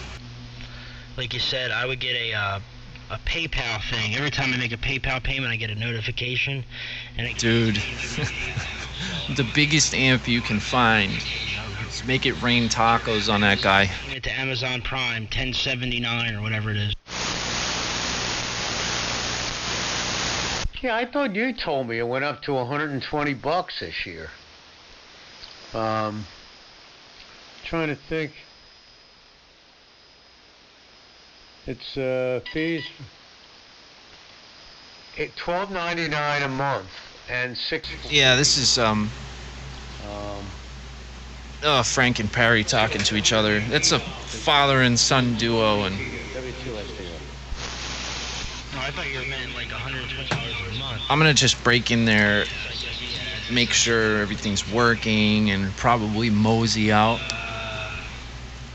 Yep, so they pull it out every month. I don't even notice it. Just like YouTube, I pay for. Where am I tuned up though? Let's see. That's like $10. Oh, this is probably annoying to listen to with all the background noise I got now. Hold on. Don't even think about it. Just gets taken out when it gets taken out.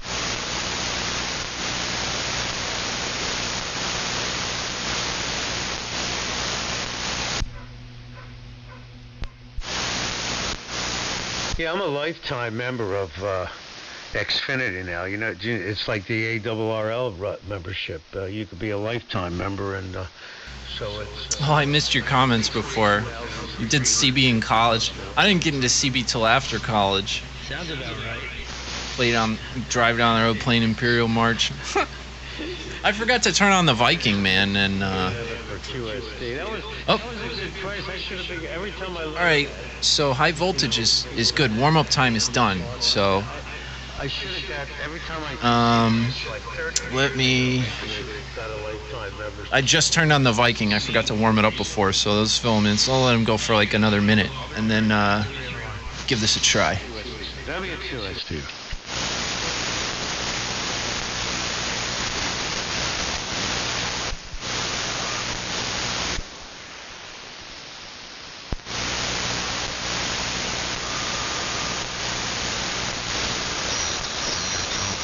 So I'll show you. Hold on, let me make sure I'm ducking this. Hello. Yeah, okay, that ducks enough. Let me show you guys firing this thing up, just because this is amp day. All right. So like I said before, so Frank, I'm kind of when the curious. filament is done warming up, then you get this green light will come on, right? No, just Now, only sideband. I can enable high voltage. When I hit this button, amber will come on and the high voltage FM, will you come know, on. Yaesu Fusion. So, I got a bunch of that. Their stuff, VHF, There you go, UHF stuff. 3 That's kilovolt. on digital So boards, now, and 3 that's about kV it. is on. It's hot. 3 kilovolts inside there. I should have said FM. Enable as 6 in, kilovolt operation. I love doing aeronautical Nothing mode. happened except this amber light came on It's to tell always me rewarding. when I key up, If you get on and that there, red light goes like, on. say N1 This BCG is listening gonna jump up to 6 146.52 and get no response whatsoever. I key just up want to again show and you do guys that, BCG and I'm gonna do it 146.52 now. for mobile, and then when I end I am gonna being on the DX fire this thing down. Pacific So from we a get coral reef. Then you got to pile up from a million ops who are, I don't know, it's just all you got to do is say aeronautical mobile and they go crack. The only problem is they all can't hear each other, so it does get chaotic. All right. Oh, it's Clark. W1IA afternoon. Let me. Hey, good afternoon. Good afternoon. Oh, dude, I forgot to fix my foot pedal. Damn. All right, we're gonna have to key this thing with the screwdriver again. Evening. Yes. Hello. Is this thing working? Done, which is amazing. And I'll catch up on the topic. Not aeronautical mobile. Oh God. Or not. It's Frank, W2STR. Brilliant. Hey, anybody hear any weird crap going on when they signal? Damn, it's still doing it. And, Yeah, with the I hear cleaning, weird I gotta crap when I'm slice up the trying to old talk wire to and get it somebody. out of there.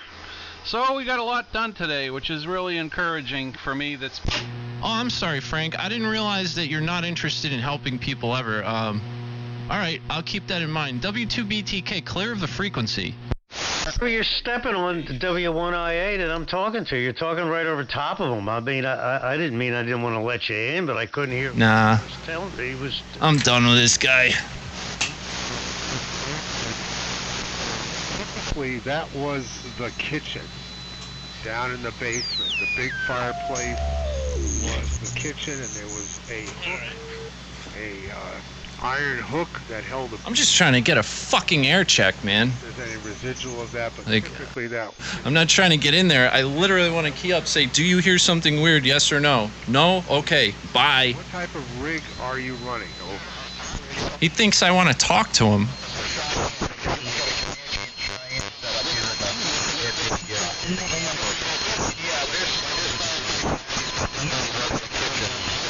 This was actually purposely built this way.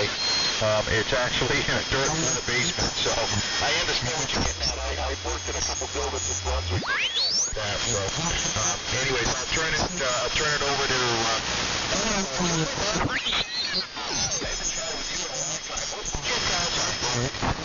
Yeah, I'm WBear2, WB2 General Coverage Receiver. giant chocolate. So now I gotta sit here and listen to these assholes and like wait. I just want to check my radio. How you doing, Bob? Hey, Bear. Yeah. You hear anything weird on my signal? Hello, 1 2 3 4 5. Yeah, the guy talking in the mic. I had the RF deck open. I changed a bunch of crap. I was down on 75. Frank won't talk to me. You guys are joking around. It's a shame there's nowhere else where I could key up where like AMers hang out and get a decent air check. Whatever. I'm out of here. BTK. That's W2BTK. I'm gonna go try to do this testing in a dummy load. Just give me 30 seconds. I want to compare what I'm seeing here to when I go in the dummy load. All right, I'm clear of the frequency. Y'all have fun with your ham radios. I'm not going to be. I'm out of here. I'm not doing any ham radio tonight. So you can all just enjoy your radios. W2BTK clear. Really, when you hit it hard, You sound normal here. getting a lot I of don't notice high any anomalies on your signal whatsoever. 200%. When you hit it hard, you're getting a lot of high frequency extra energy. I think probably more than you want. I don't know if you're seeing it on the dummy load or not. That's what I'm seeing on my receive scope.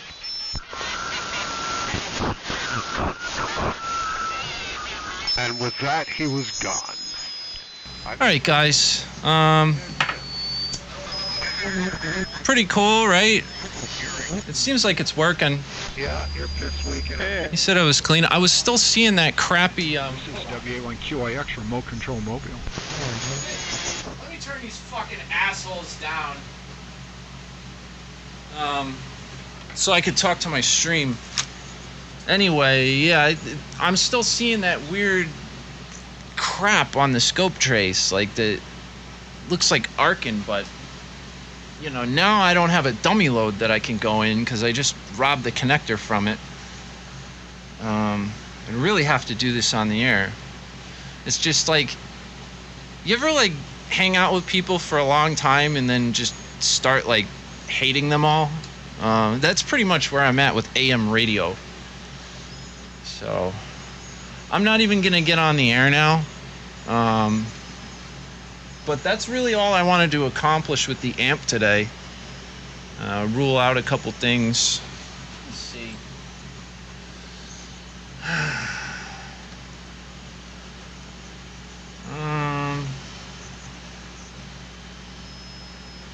Yeah.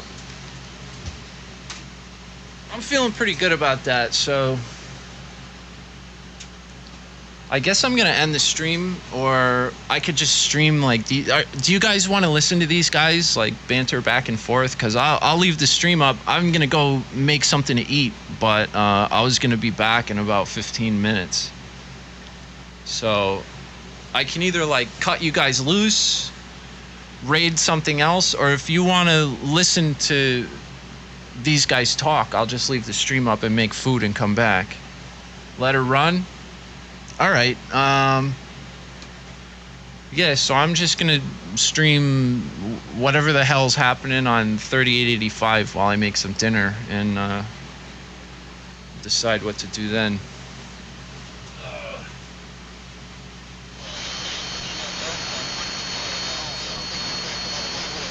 Good times. I'll be back, everybody. I'm going to get some food now that my amp is working. So I'll be back.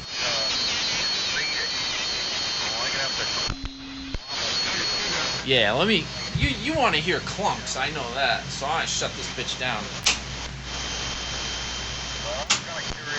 Woo! Who is that transmitting? They're super weak. Kill the breakers. He running There we go. Steve, about 10 watts. Fucking A, right. Fix my ham radio equipment so that I could like not talk on ham radio. That's I'm fine. not hearing them. I didn't recognize All right, the signal at all. Yeah, listen to these assholes. Transmitting. I'm gonna go make dinner. I couldn't quite tell I who have it no was. The interest signal's in really assholes, weak here. but Anyway, WA1. some of you might, and I understand that. I did it for years. It's just I'm heavily jaded.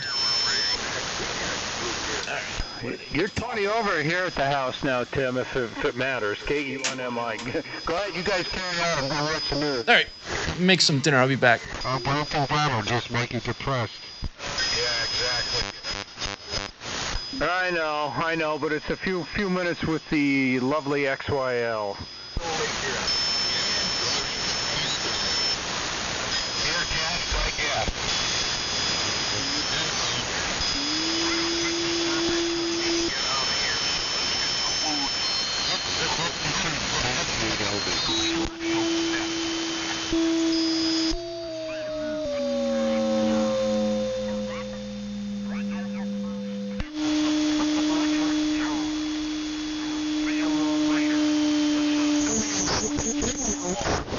I'll catch you later there, Tim. Good chatting with you. It sounds fine to me, because that's what it is, a private microphonium. So, yeah, I'm going to jump out of here, too. I'm going to call the wife and chat with her for a while. So, yeah, Steve, I put up 240 feet of wire, ladder line fed in the center, and I believe I'm going to have a great signal from this area. Can't wait to be running the DX100 up here, but it won't be till probably... Well, the plan is 2022, but maybe if things go well this summer, we're going to move up here next spring, 2021. So, but I'll be up here during the summertime, anyways. So I'm going to jump out of here, guys. Good to hear everybody, and everybody have a wonderful evening. This is Eimac YC156 clear the frequency. Bob, is that where that house is, where you are now?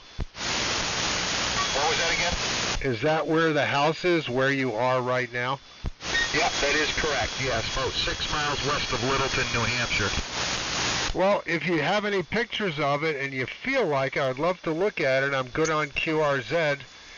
I'd love to see what it looks like because from the description, it sounds very interesting. Yeah, I'm going to be getting pictures of the whole thing, and I'll send you some. Or maybe I'll even post them on my QRZ page eventually here. So, but I haven't had the chance to do it yet. I've just been busy working for 2 weeks straight. So I'll get some pictures up above a little more.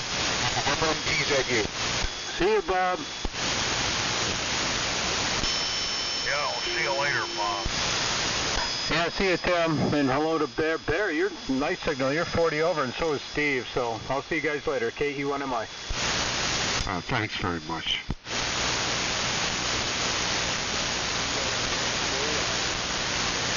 That's because of my Rockwell Retro Entabulator that I've attached to the output.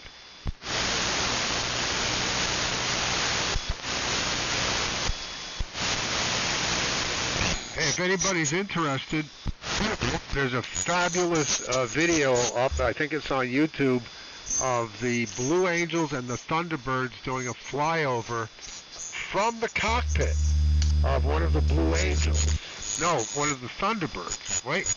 No, one of the Blue Angels. From the cockpit of one of the Blue Angels, a flyover of New York City that took place, I guess, yesterday. So it's up on YouTube. Really cool. Really cool. I mean, you look at these guys going, and you just can't believe that they can keep that tight at that speed. Wow.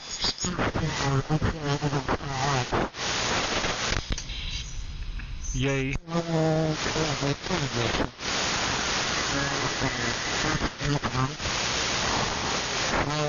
I guess I'm the only one left. QRZ on the frequency, W Bear 2 GCR 3885.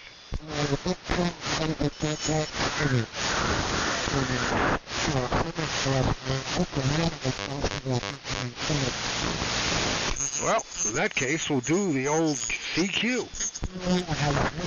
CQ. The band seems to be alive. It was dead earlier today. This morning was awful. Got a whole bunch of good stuff taken care of today. What did I do? I don't know. It was good stuff, you know? A little of this, a little of that. A little of this, a little of that. You know? Got that done, got this done. got a whole bunch of stuff from the outside that was waiting to come inside. Ah, it was a fine day, fine day. WB2GCR in Small Bunny calling CQ and listening for your call.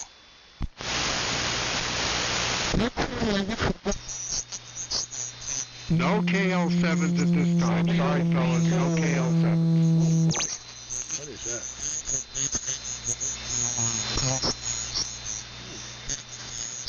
That is strange.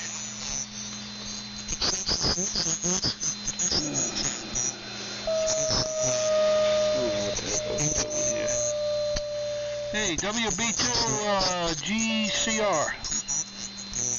Only on frequency. Close enough. N2MIN. Good evening, Bear. And Steve, WA1QIX. What big signals down here? MIN. You're the man from Jones Beach, right? Yeah, I guess so. Don't let it flow up, Bob. It's only 10 miles south of me. That's about it. All right. Well, then maybe it wasn't you. Maybe it was another guy who said he was right by Jones Beach. I'm lost. Someone else tuning up? Is that Tim on a different rig? Well, who is that? You're getting cream from the splatter from down frequency, Bear. You need more power. No. Brent? There's something spawned. It's Brent? Well, I mean, your signal is not all that strong. And I hear N2MIN, and I was going to tell Bob something, but I was at there are these places in New Hampshire where it's impossible to upload any packets, so I couldn't say anything. I was going to tell Bob this because he'd be interested in this, that Governor LePage is going to run again for governor of Maine in 2 years. He was previously governor of Maine. Check. He's pretty popular up there.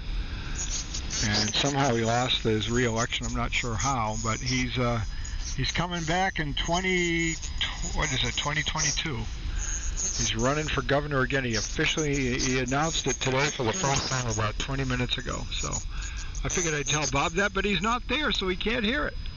You know, I think I have some of those those connectors I need out in the truck. See if you can to tell you the truth, I'm going to go take a look for those real quick. Lower sideband.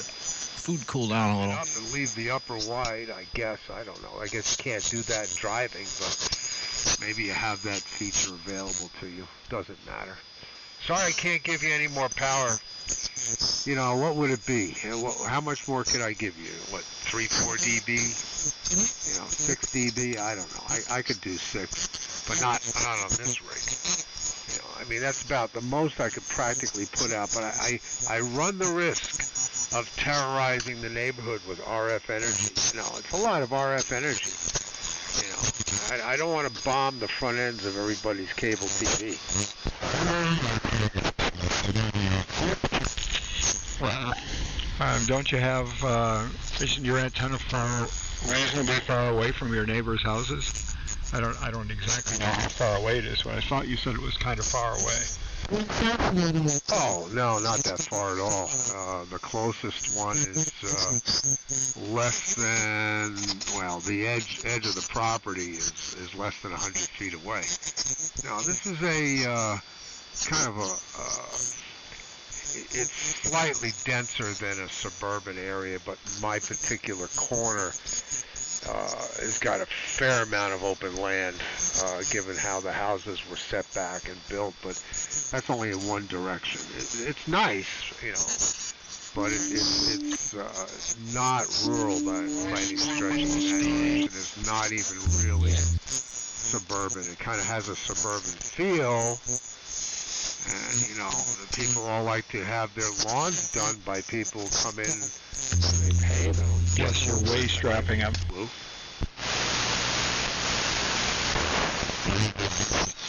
Was it you who was battling on about idiot LePage running, officially announcing he's going to run for governor in 2022?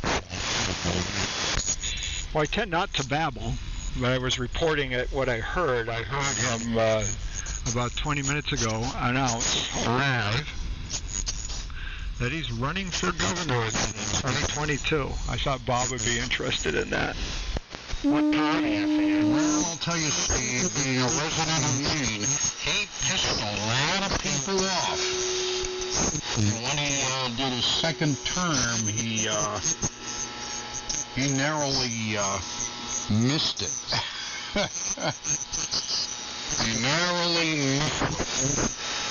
So, hopefully, our good governor, Judith Mills, will continue to do a good job and will get reelected and shoot that guy down, because he's a jerk.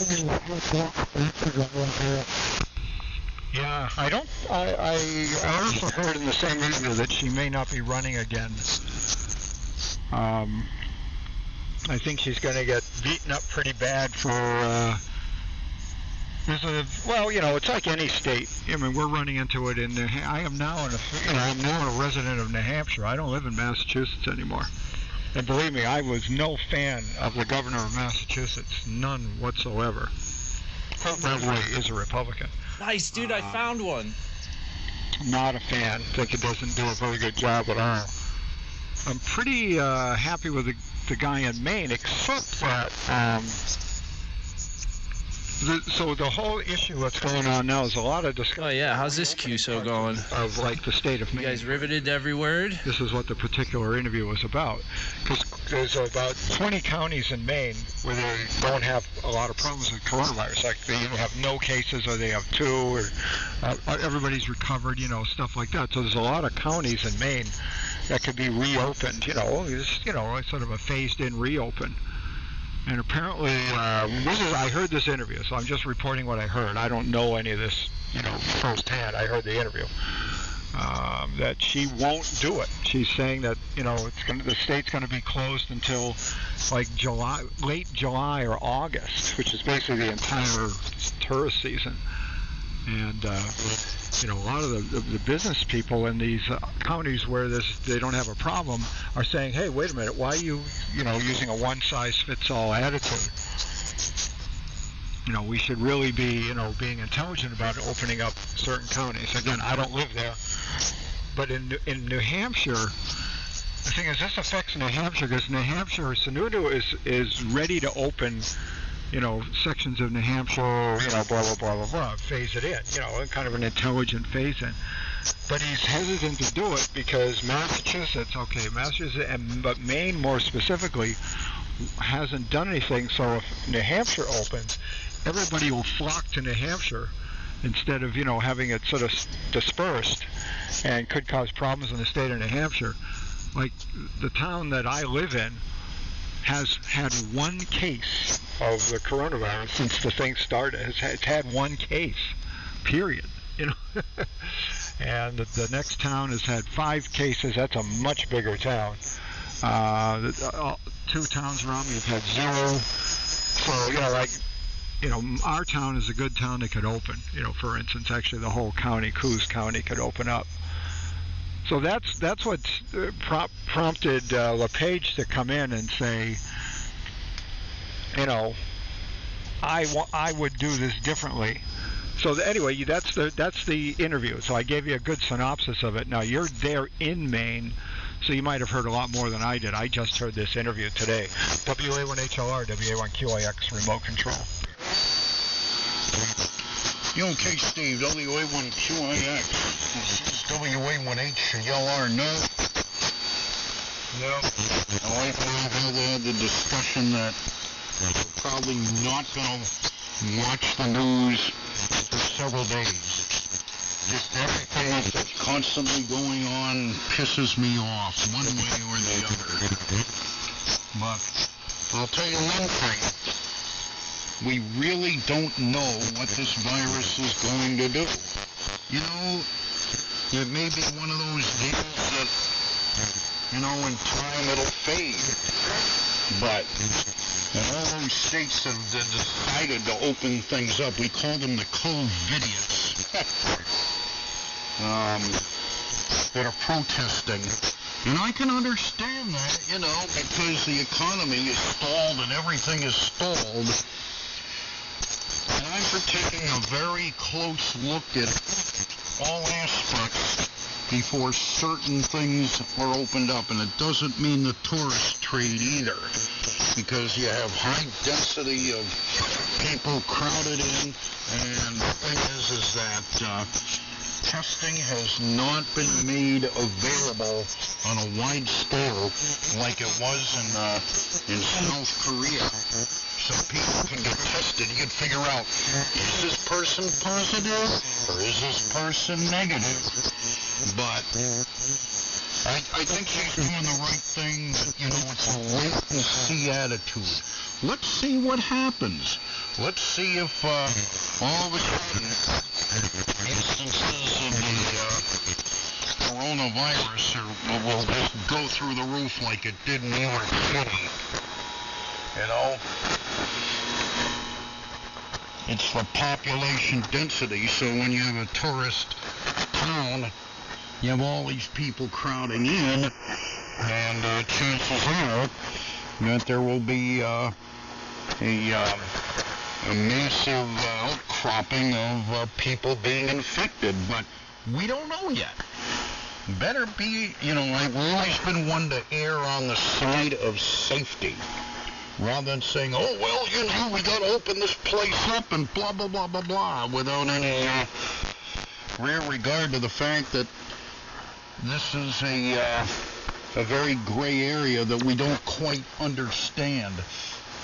And it has to be approached very carefully. Now, you and Sherry got away with it without any real ill effect.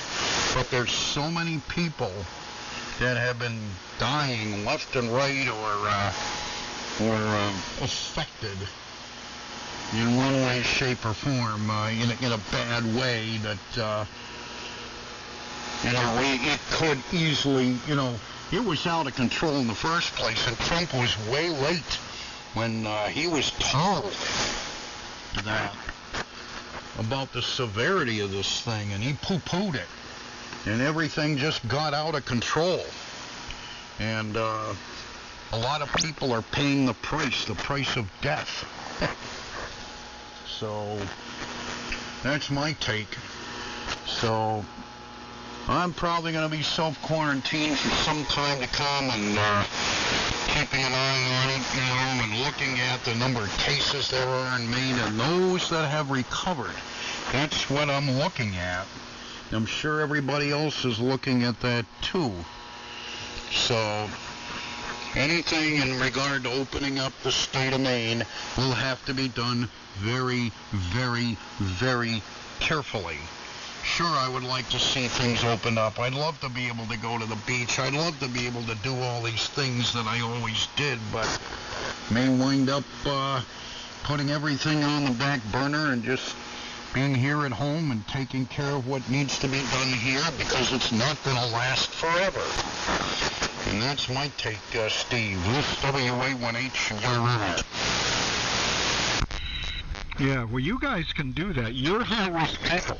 If I were you, I would quarantine. The state of New Hampshire plan of opening up is very intelligent. It's not willy-nilly. It's W1QIX for ID. It's a very well thought out plan. For instance, just the restaurant industry, to open restaurants is a four-step process. The first step would be outdoor seating, because in May it's getting warm enough, in New Hampshire, that you could have outdoor seating. That'd be the first step, to do that for some period of time. And then, this is just an example. And then the next would be indoor seating with tables spaced far apart, and everybody, the whole staff, like where Michael works. Michael goes to work every day. He's been going to work every day because he works in a high, what is it called? Critical industry. He goes to a job with all those other people every day. It's about 100 people work there with him. And they test everybody every day. And they don't do a antibody test, like Sherry and I had. They do a clinical test of every employee who goes into the place. And the employees are have been told to you can't go in a high risk situation. They're being intelligent, but their job is open, and he goes in every day and works close quarters with 100 people. So, that's an example. The restaurant industry said that we will clinically test all of our people every day, for fevers and signs and so on and so forth. I thought it was a pretty intelligent, plan that they proposed. That's the kind of stuff that they're talking about, not just willy-nilly opening it up. But if you're high risk, you should stay home. I mean, that's the thing. New York, they were talking about New York opening, some of the hotels and stuff like that. The high-risk people who work at those hotels shouldn't go to work.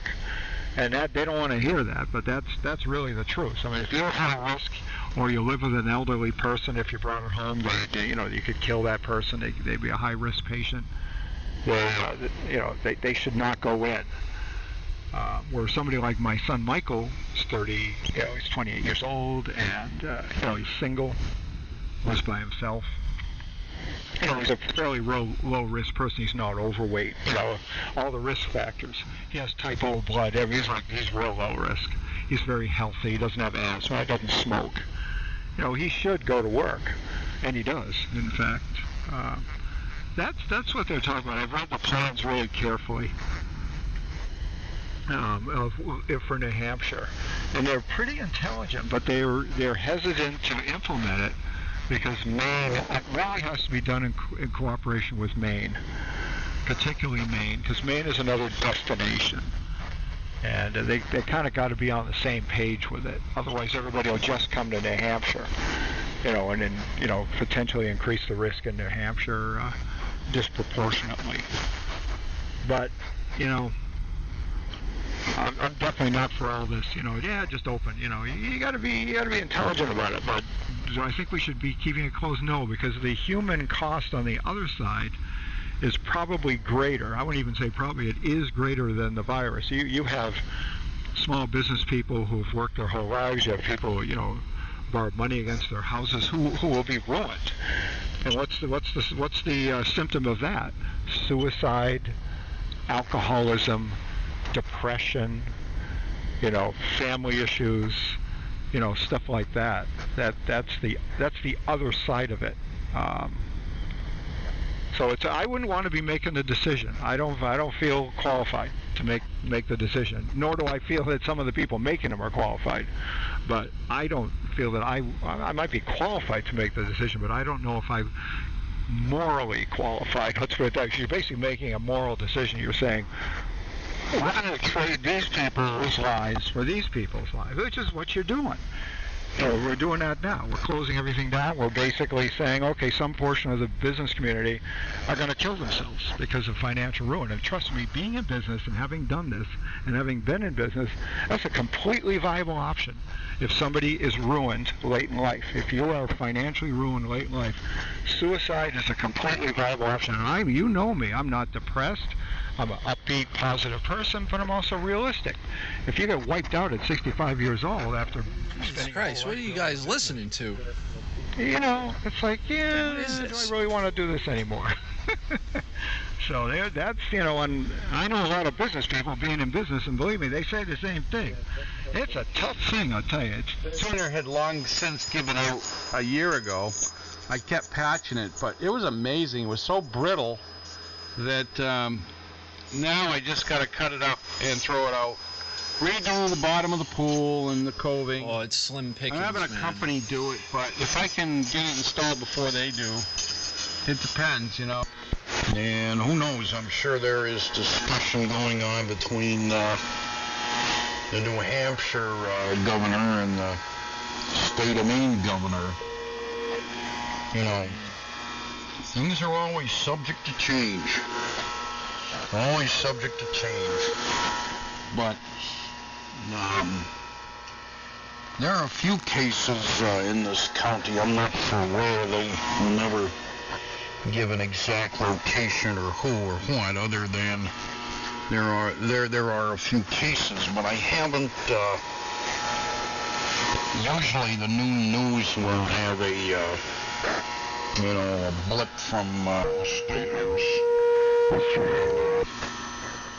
How many people and how many have died, and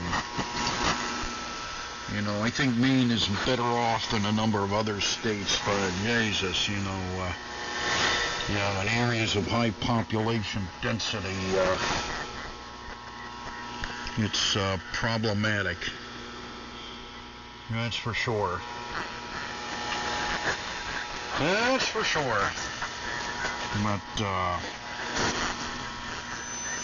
yeah, I think there's a number of businesses that could open, but at a reduced level where it would be safe, and that's the thing, you know, I have type O blood, and, I'm under medication and this and that and the other thing, and, probably, the hell?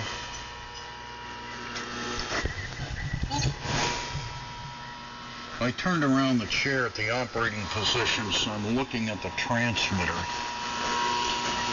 and watching the modulator country, and it seemed like, I don't know whether it was a little bit of an acoustical feedback or what, I don't have a scope on, but once in a while the modulator current would shoot up there almost like there was a little bit of a squally feedback issue in the ultrasonic range.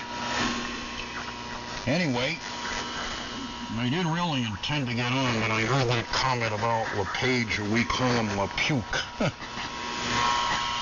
Now, I don't care Republican or Democrat as long as they do the right thing, and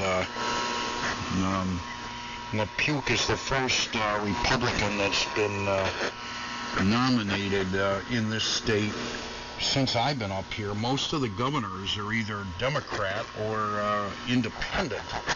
And I like the concept of independent, because you don't sway one way or the other.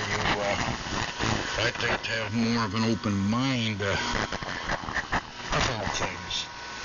And our governors who have been independent have been very popular. So that's how things are done here. So we'll just see what we shall see, as from now to 2022, there could be many, many, many, many, many changes, and what's going on is going to be very, very life-changing as far as how things are done. Many more people working from home, a less fossil fuel consumed, and from what I've been hearing is that the pollution problem, the smog problem is greatly decreased, and so it's how to keep that and get people back to work. So that's that. Anyway, go ahead, Paul. How are you and Maggie doing? This WA1HLR. W1HLR and W1QIX, W2JTD. Yeah, I didn't mean to bust in here. I just heard you guys all wanted to, like, throw in my howdy by gollies and say hello. Maggie and I are doing fine. Everybody's fine. All right. Sorry if you're completely riveted to this, but I'm gonna, excuse me, torture test the amp now. You still saw that crappiness on the scope after doing all that work. So it might be something else, and we might find it that way. So I'm gonna start firing this crap back up, and I'm gonna work on getting this put onto the dummy load, and we'll go on the dummy load and do some strapping. But I'm gonna burn up this dummy load like that. It's only a kilowatt dummy.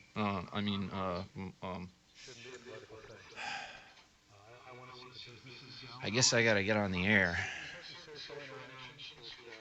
I'm so disgusted with 75 meter AM. I don't even want to, but I want to get my crap working real well, so I guess I have to. Bonk. Yep. 7 minutes.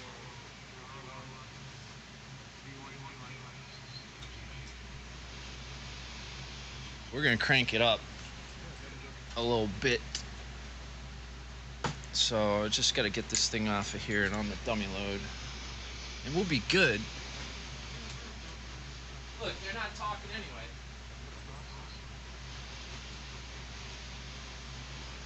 So, oh my God, that's tight. That might be the wrong screw. Oh, dude. This is, I think that's the wrong thread, man. No. It's right. Just really shitty. Yeah, it's not threading nice.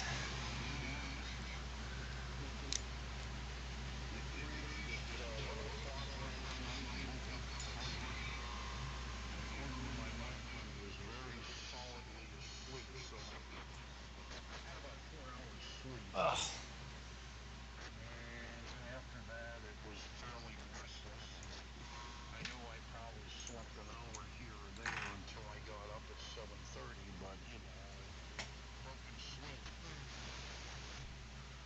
Yeah, leaves you like you're in a fog the rest of the day. I'm in a fog most of the time, so I'm not a. All right, yeah. Okay, that's that worse. crap off, truthfully. Talk to Jay. A little more awake. So, yeah.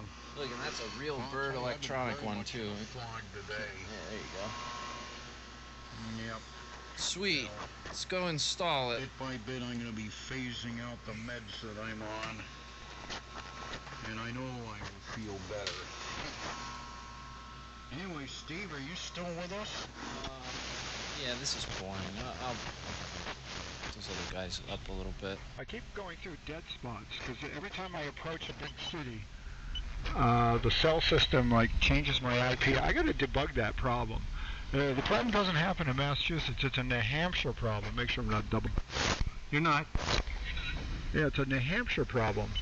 And it may happen again. I may just disappear.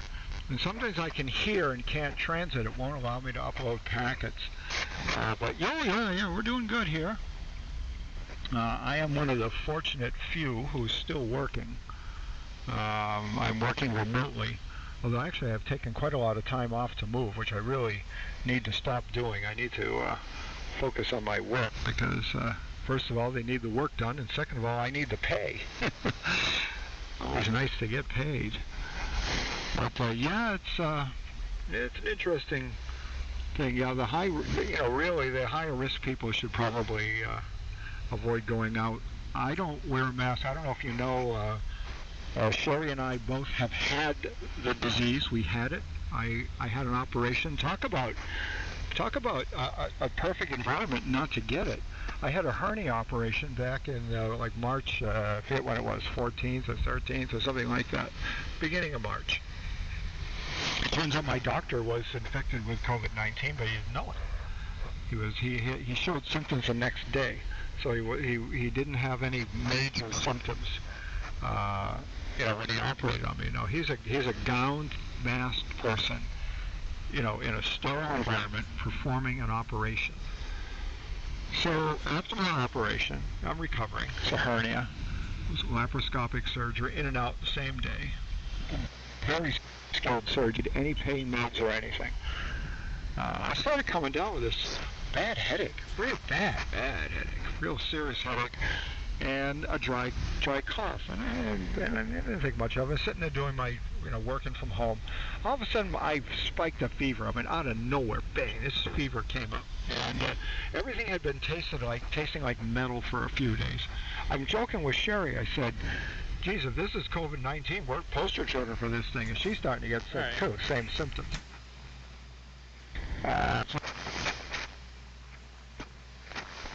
There you go.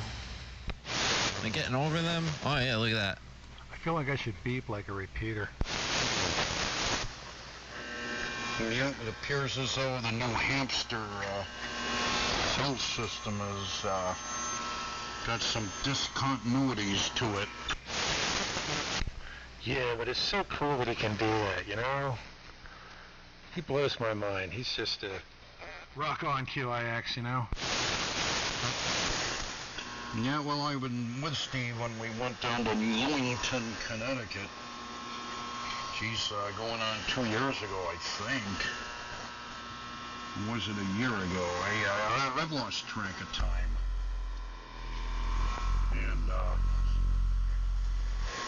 you know, the system is pretty solid all the way through Massachusetts and down into Connecticut. There are a couple little minor earthouts here and there which are to be expected, but, you know. Yeah, I'm back. Cool. Now I'm going to cut you both loose. I'm going to turn this crap off and... There you go, Timmy. You hear Phil fartling around with things and spent a fair amount of time outdoors and helping my wife out with a couple of things, but... I'm gonna slide up to 3900 and just key up useless. Test. I was gonna do so much more today, but I just don't have it in me. And that's the name of that tune. So, but I think it's more manageable. Low compression and possibly pump gas, you know, without having to go to race fuel. But I've been dreaming about that for a while. I'm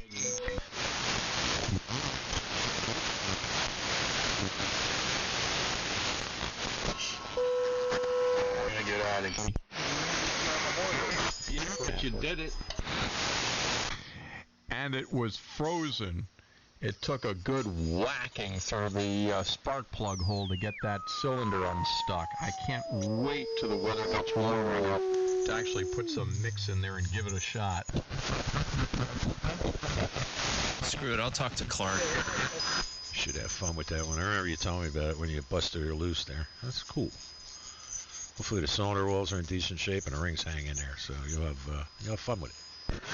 Crap, I still don't have a foot pedal. I'm nervous. I did put my thumb I have to over fix the my spark foot plug pedal. hole and, you know, turn the flywheel in it, and there is definitely some pressure buildup there. I don't think it's super high compression, but you know what? At 2.5 horsepower, air-cooled, we'll see what happens. Those are pretty tough, those little buggers. I think it'll run. I think it'll be fine. I've resurrected so many engines that were seized, it's ridiculous. And I've had 75% of them be okay after they were unseized. The rest of them were so bad inside they would never, ever unseize. They were that bad, so I think it'll be fine. Well, that and the my Johnson 2-cylinder engine got a thorough dousing in fogging oil. So, because I will never deal with another frozen engine, it's just way too scary. And one BCG anyway. Now back to the regular programming. I like the fact that you were able to do it in your kitchen. No, that was the carburetor that was taken apart in the kitchen. Was a real thumbs up to being single. I had the whole thing apart, and there's like old gasoline and oil dripping out on the countertop. That's where I make breakfast.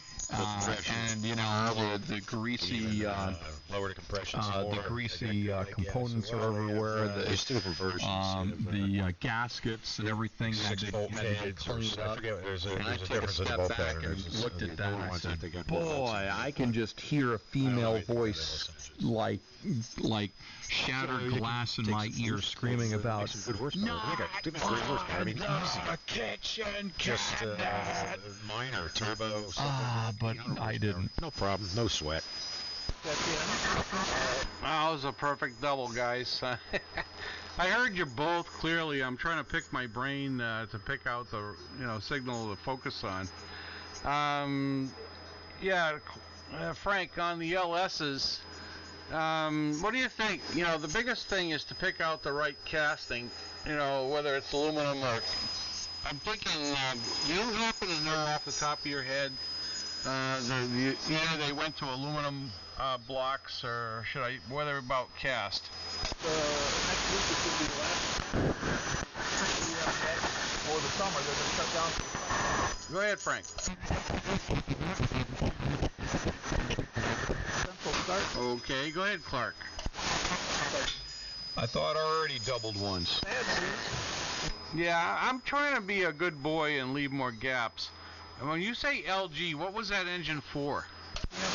Oh, I'm sorry. The backstory on it is I was at a scrap metal yard years ago, and I saw this little outboard engine there. And when I was really young, like 10 or 11, a friend of my mom's had this outboard engine, which I actually got working. It was a complete basket case, and it was just clogged up with stuff. And I used fishing line to push through, you know, where the fuel flows in the carburetor, the little tiny, you know, tubes and stuff like that. And I got it working, and sort of the reward for getting it to work is I got to use it. So it was a lot of fun with this 6-foot-long fiberglass skiff that I had. Well, I still have the skiff, but that engine disappeared decades ago. So I was at this scrap metal yard, and there was this forlorn-looking Elgin Sayers outboard engine, 2.5 horsepower, and it was going to go to the meltdown furnace, and I felt really bad, and I asked the guy how much he wanted for it, and he said like $20. So, what the hell? And he goes, it doesn't run. I said, that's fine. And so I took it home, and it sat for a while, and I got new magnetos for it. I got a new spark plug for it. Got new points. Everything was just completely corroded and shot. But and then it was frozen too, and I just got it unfrozen this past fall. And I'm getting a fabulous spark now on it, and you know, it's all cleaned out. Carburetor, you can eat off of it. The whole thing is really clean. So I just have yet to put some fuel mixture in it and give it a shot. So there you go. But it's a 1954 Elgin outboard engine. I think Sears sold it, and one BCG. That's a pretty cool story, though. You know, it gets in your blood. I know that, you know, Frank and Perry, obviously Perry, it's a career, but you know, I love engines and horsepower, but yeah. And Frank, if you could answer that question, I think it was you that was responding at the same time Clark was talking. But that combination, I think it's the 6.6 liter. Wasn't it 06 and later? I think that they made the change to an aluminum cast versus regular cast. Lower end. You see that though? Frank chased me off the frequency because I accidentally keyed over somebody. He's keying over people right now. There's so many things to know about a minute ago. But my theory has always been this: overbuild the crap out of it and run it at half of its potential. So, you know, my thought is a torque monster. The bigger the better, because I don't go that fast, but I want to get there with a lot of grunt and quick.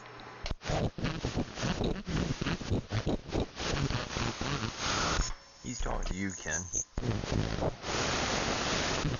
Yeah, who's left? I think I bored Ken away. All right, Wheel of Thumb. Don't talk about Sears outboard engines on ham radio. My little green pickup, you know, my short bed with a 5.3 in it.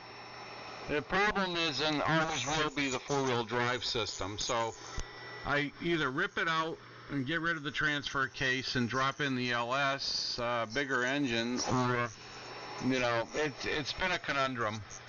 I've already been working on the frame, but if I do anything, I'm going to box the frame at the critical points and go with a Courier rear end and, you know, I don't know, probably a T7, but no shifting gears. I'll stick a overdrive T7 in or something like that.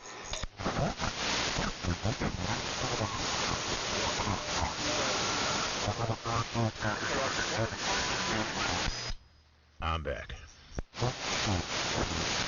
Boy, you have no idea what you missed. Well, I wasn't ready. That's what string is for. No, I just I have to go. Hello to Brian, if that's Brian in there. Hello, Ken. KB3WFV. Lisa just put a plate in front of me, so I'm riding along. Ah, band sucks. The band is in crappy shape tonight, but I hear you. It's up and down and back and forth. It'll come back in a minute.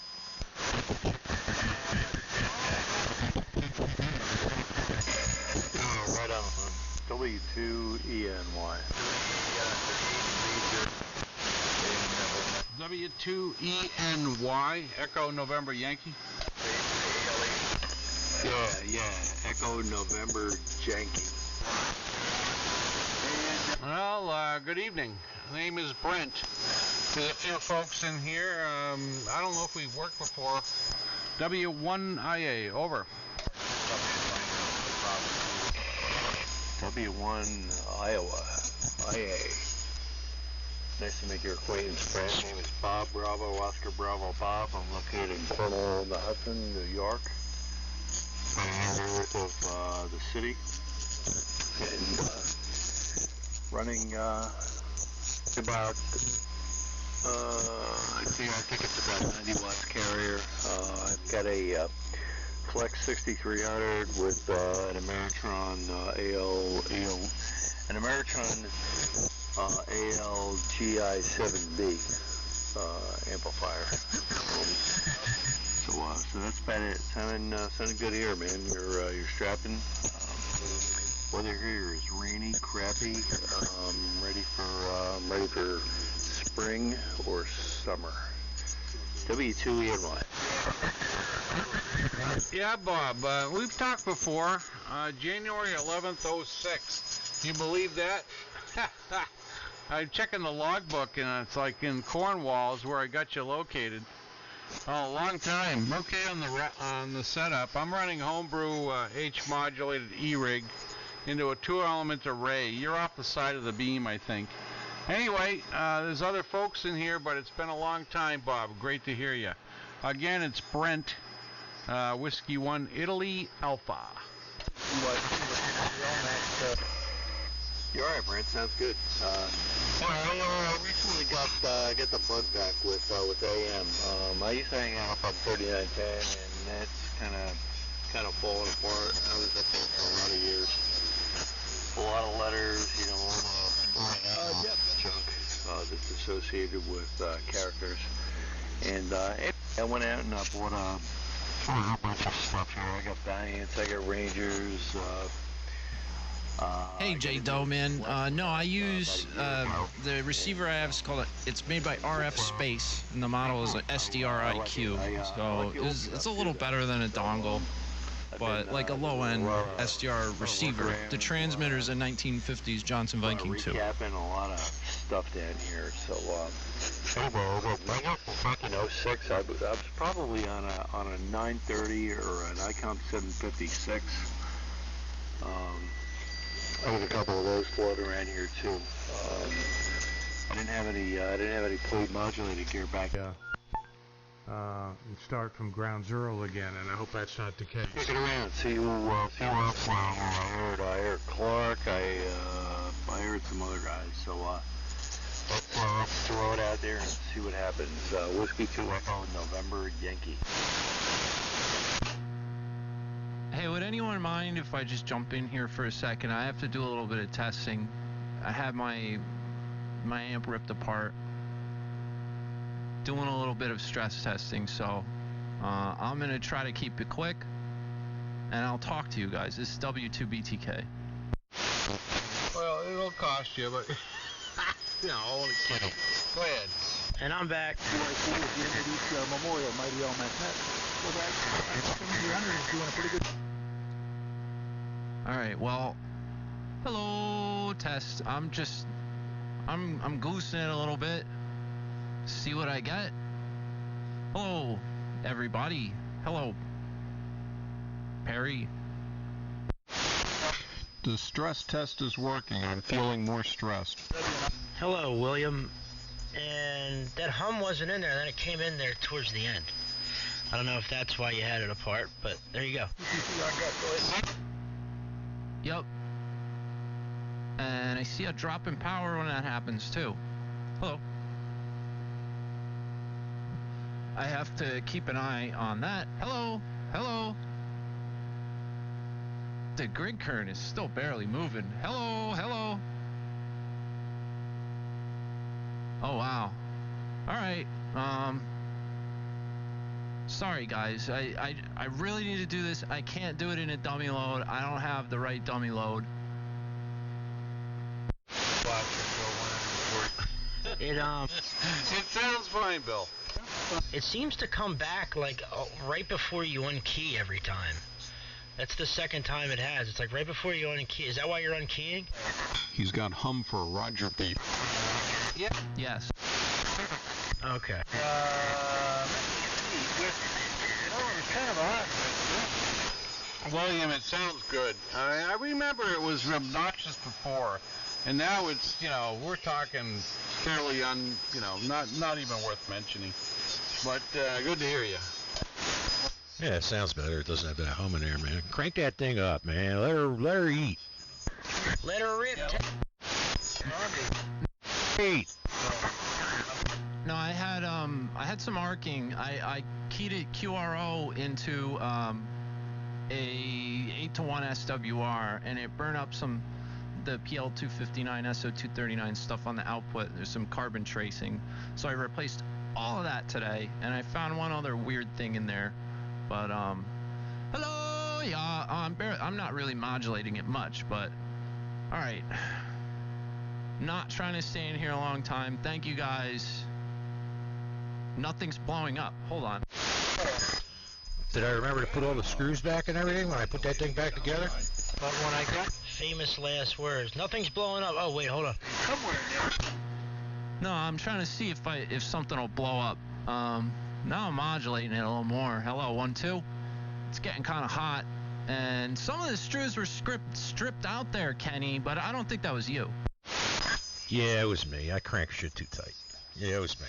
Had that thing gutted. There's nothing left. We were standing on both sides, with saying hi to each other. Yeah. Supposed to be on Okinawa. Nah, that thing's working fine, William. I mean, jeez. No problemo. Dirty oyster. Yeah, it sounds alright now. I still think you should crank that thing up. Yeah. I don't have the airflow. Have what? You're chicken. Chicken. PL7 Fox. I gotta rebuild. I blew up the air conditioner. The cap was bad, and at least I found that out. I got a new one. I could rebuild it and throw it up on top, but that is 96 decibels C-weighted SPL, about 3 feet away. I built that nice plenum. Made that nice plenum for the top of that. Put a big fan on that. Yeah, no problem. Thanks for running it, Rex. And plenum is gorgeous. It was custom made. That's Hammer Engineering there. I just... All right, let me let it cool out for a second. I'll be right back. Thank you for letting me in there, man. See if my bud in the UK's on. A little bit after, but... Yeah, torque it till it smokes. Jay Doe. Test it. If it's gonna break, break it and fix it. Make it right. I'm not on Ubuntu. That's Windows. Run over to Walmart. SDR Sharp software. With the hose on it. Cut a big hole in the side. Run it right in there. Should be fine. Yeah, smoke them if you got them. Yeah, baby.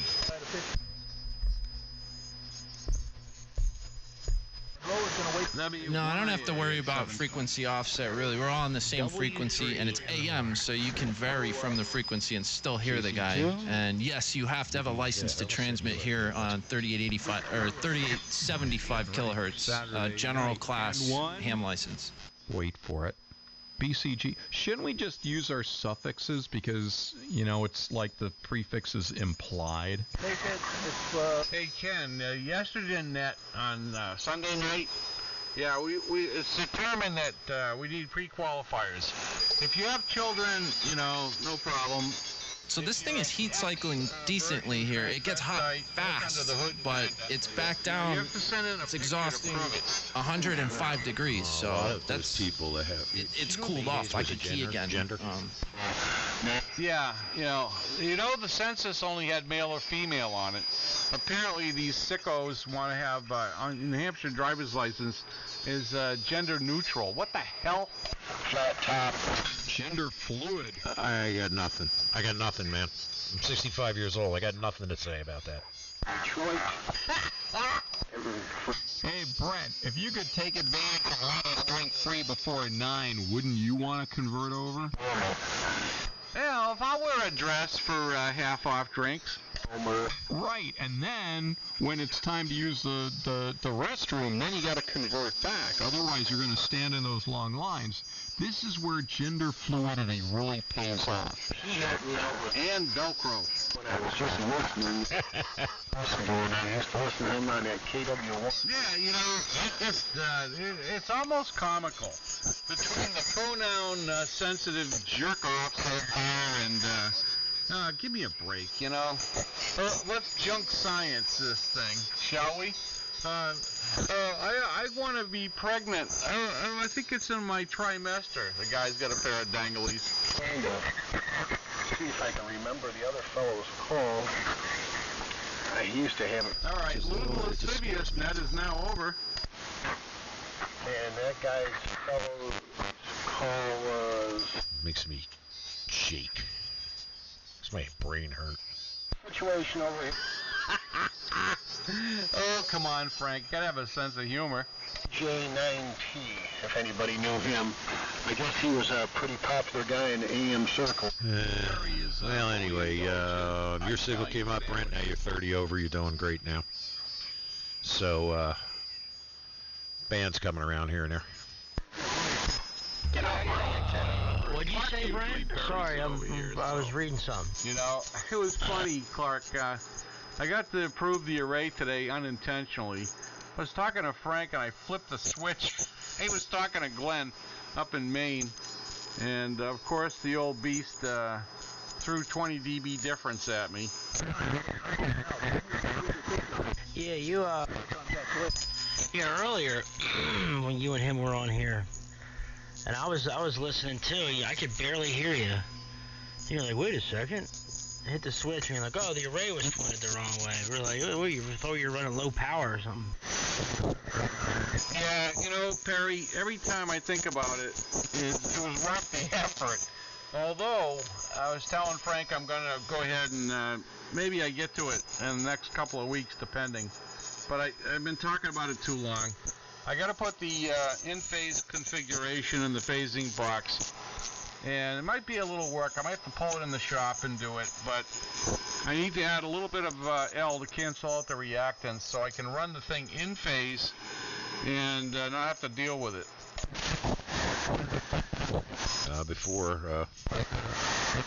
Before, Brent, I couldn't hear you at all when you were talking to Frank. And then when you flipped it, you were only S10 maybe, or S15. And now you're back up there, so it was definitely the band conditions, but like I said, it's coming around. Yeah, well, I got people mixed up. Sorry, Ken. But you're right. You're a little bit, it's interesting. Jersey area versus Frank's position on the map is substantially different, unless it's the total distance away for the front to back shows up beyond 150 miles. So you're on the edge of it. Thing is welded together. Beam width, which is about 60 degrees from center. I think a total beam width is 65 degrees, something like that, from its actual beam heading, dead center. But either way, anyway, yeah, it's worth the effort if you got the room, but, if you need some help with the magnetic loop designs, Ted is amazingly talented with that. And I just dropped the science right now. I got other crap going on, but I'm going to get back to it. But if you need help with that, it'd be fun. I've got the Heliax. If it wasn't so damn heavy, I'd send it to you. Oh, I'm good. I got refrigeration copper. I got thousands of feet of it. I'm good. 1 inch, 3/4, soft copper. I can make a loop about 40 feet in diameter if I want, but I'm not making one that big. My question is, and because this antenna is horribly compromised, terrible. The feed point is up at about 45 feet, and then my 2 dipole legs are, I'd say, 45 degrees. They come from the center feed out, about 45 degrees. I wonder what that does with my pattern. Well, here's the trade-off, okay? And I'll say this quickly because I don't want to bore everybody, but magnetic loops are inherently, by their design, inefficient. So if you get 50% of magnetic resonance to loss, you're doing perfect for magnetic loops. But here's what's interesting. They have a very unique pattern. They go from horizon to nimbus. So what you lose from a dipole, a low dipole, which is primarily nimbus, you get a very low angle antenna. So you could probably run the same power and have more dB on the magnetic loop as far as, receiving station. But it depends on the time of day, typical propagation issues. But at night, it becomes an amazing long-haul antenna. So we can talk about that more. All moved out of New York City, and they went out to Eastern Long Island, and they've been there. I'm only talking for receive, Brian. I'm not talking for transmitting on the loop, just for a receive antenna. I would like to fix my. I have limited property here, so it's fairly large, but it's not big enough for what I want. Obviously, it never is. But my dipole is 45 degrees. In other words, like a flying A. You know what I'm saying? It's the 2 legs are 45 degrees away from each other from the feed point, all the way out. Makes it omnidirectional with a feed point and resistance of 50. I think that was Chris, a little light. Last thing I'm going to say about the topic. As far as receive, holy cow, it would be cool because then you can do it in the vertical plane and be a lot smaller and have directivity to it. But we'll talk about this more, and yeah, it could be really beneficial. It also acts like a notch filter. If you got crud on either side of center, it's basically a low-pass filter. Anyway, enough of that. W1IA. Okay. Good stuff. I like to listen to this stuff because gives you some insight on it. What you're doing. Brian, you said something. What'd you say about about that? A dipole with each leg at 45 degrees or a total angle of 90 is omnidirectional and the feed point is at 50 ohms. That's true. Well, the legs are so close to each other. They're 45 degrees. You know what I mean? They're almost running parallel. Are you saying the total angle between the 2 legs is 45? That is correct. I would still expect this pattern to be more omnidirectional, but your feed point impedance is off. Yep, that's true. That's exactly right. Yeah, I just wonder what kind of how omnidirectional. It must have some horrible pattern. This antenna is highly compromised as far as I'm concerned. I like it. I didn't break it yet, so. Yeah, Kerry haven't broke it yet, so everything's good. You might get like some lower angle lobes because of that, but it's canceled out by the fact that your antenna is that much lower to the ground. Yeah, it's definitely too low too, but that's all we got. Everybody hears us, so we're okay. Someday I'll get a big antenna. My antenna is not very good either, man. I don't know, Perry. It's pretty freaking bunch good. of stuff to make a good. Brett's got a great antenna out here. He made a nice one. And someday, was that Billy? Yeah, it's Billy. There's no hum. You couldn't tell. Just messing with you. I'm not nice now. Wait, what? Hey, weren't you listening? I'm texting. Kerry came in. So was that Billy? I said, no, that's not Billy. I said, how come you couldn't tell? You didn't have a hum? You couldn't tell it was Billy? Hello, Kerry. Oh. Yeah, no, there's hum. It's just real low. I can see it on the scope.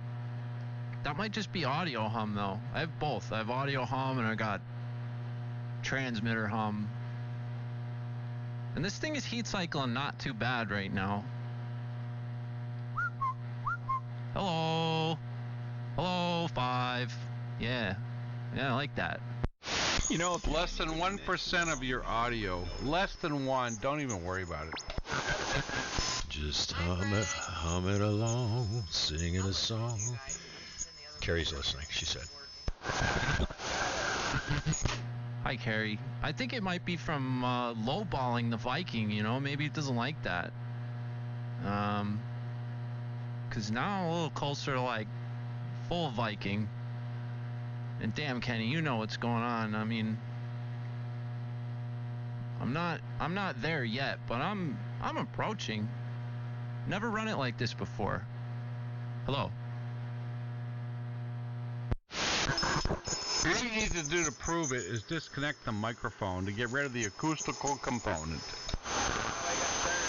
I know. I've been through it. I know what's going on. I know I have a hum. I'm not really I've got other bigger fish to fry right now. All right. Yes. Yeah, I know what's in that thing. I had that thing all apart. I know it's about that, baby. I know all about that thing.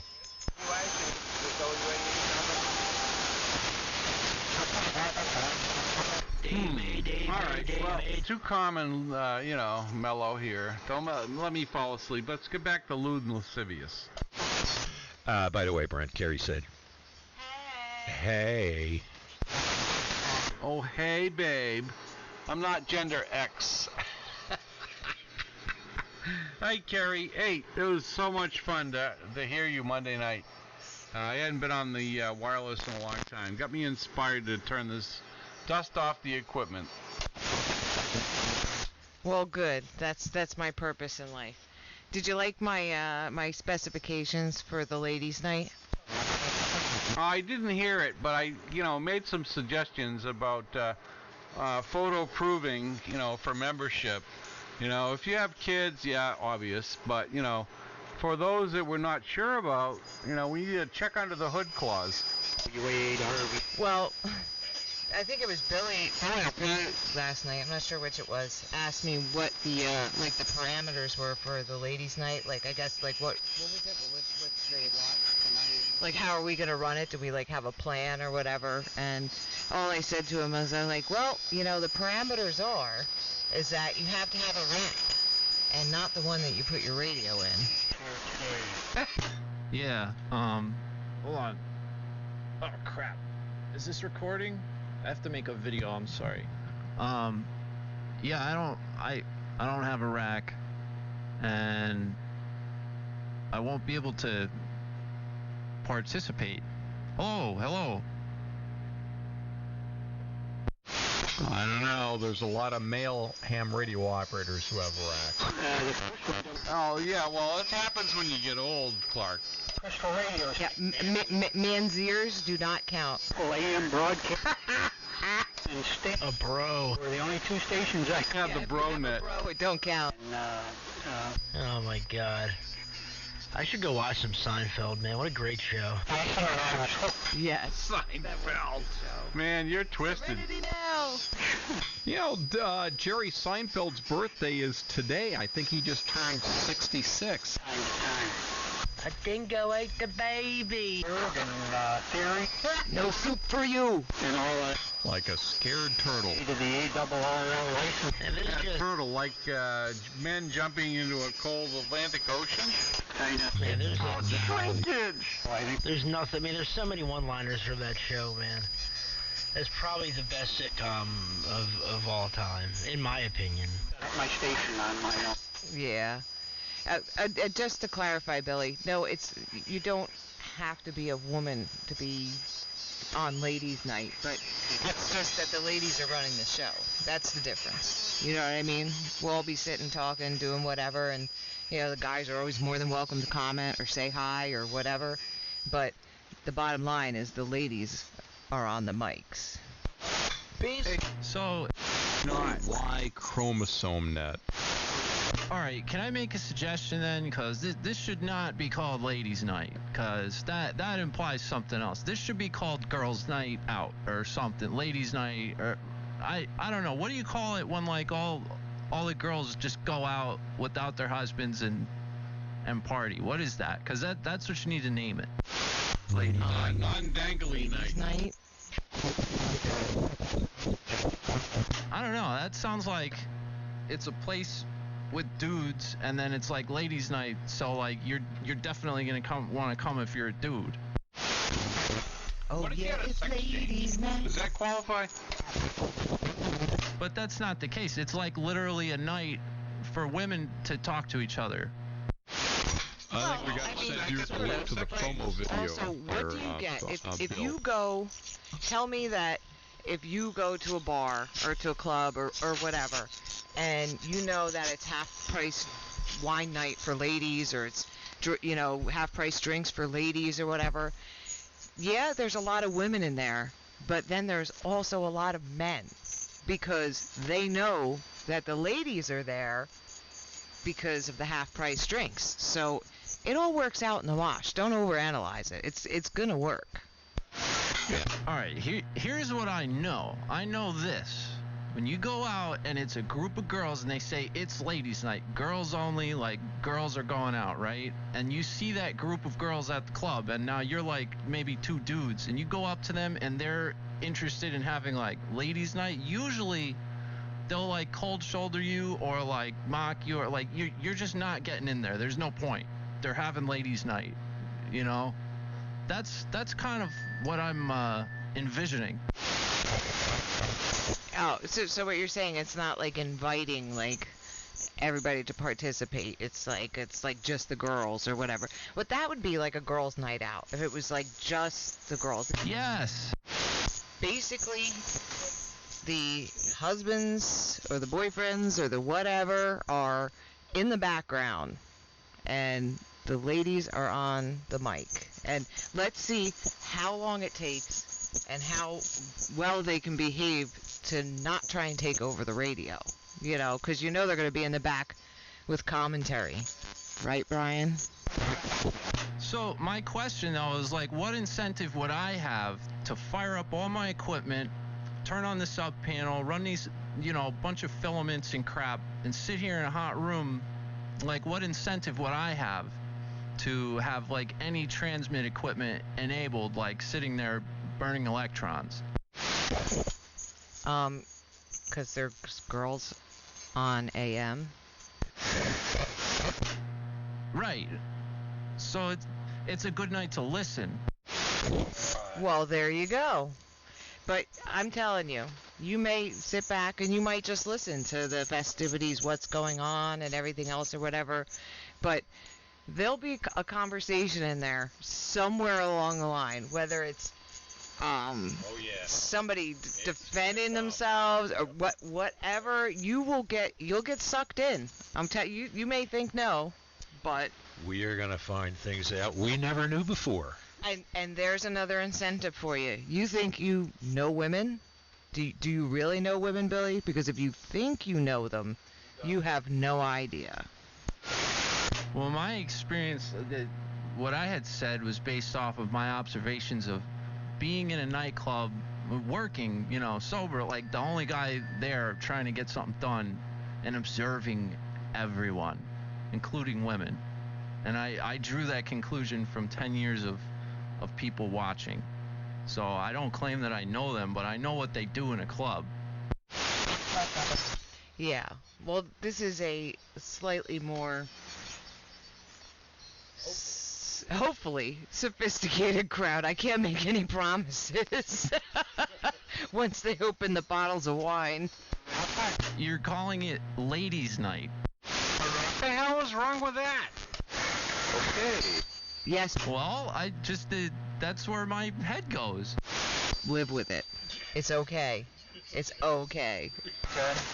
About 12.5 watts of carrier to a half-wave dipole. All right. I gotta switch to the dummy load. I'll be back. I'm not threatening you. W2BTK. The hell with it. Dogs and cats living together. Mass hysteria. Dinosaurs warring on distant planets. Strange matter being created by the Hadron Collider. Heat being generated. Hold on a second. Wait, stand by for a second. There's a guy asking, I think he said he's down on 60-something, 67, or asked if we can narrow it up a bit. I just wanted to acknowledge it.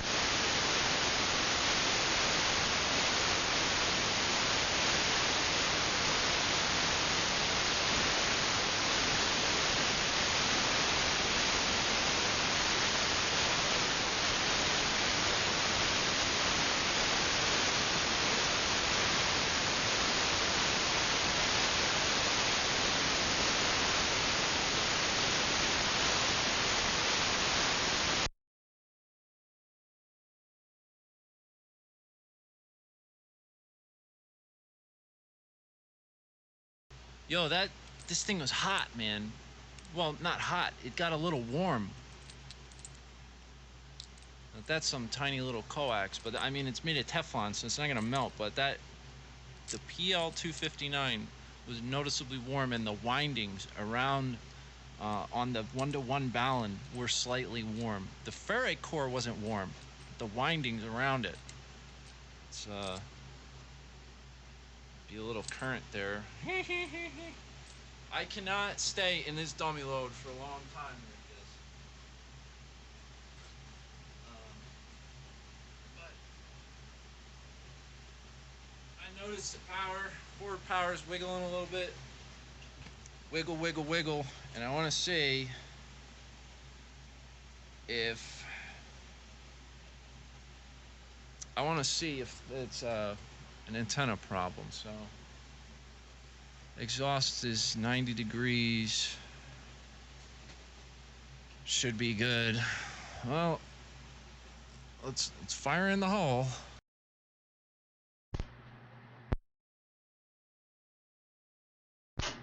Fire in the hole. This poor little dummy load. Hello, hello, hello, hello, hello, hello. 5, 5, 5.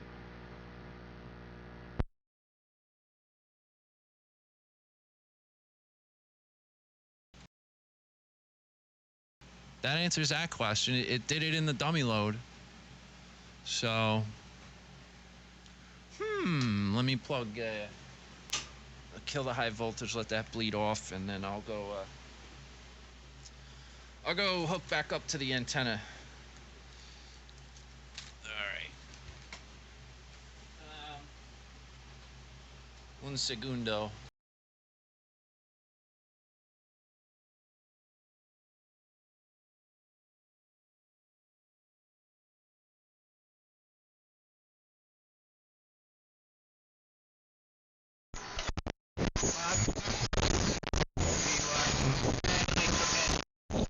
You go right ahead, splattering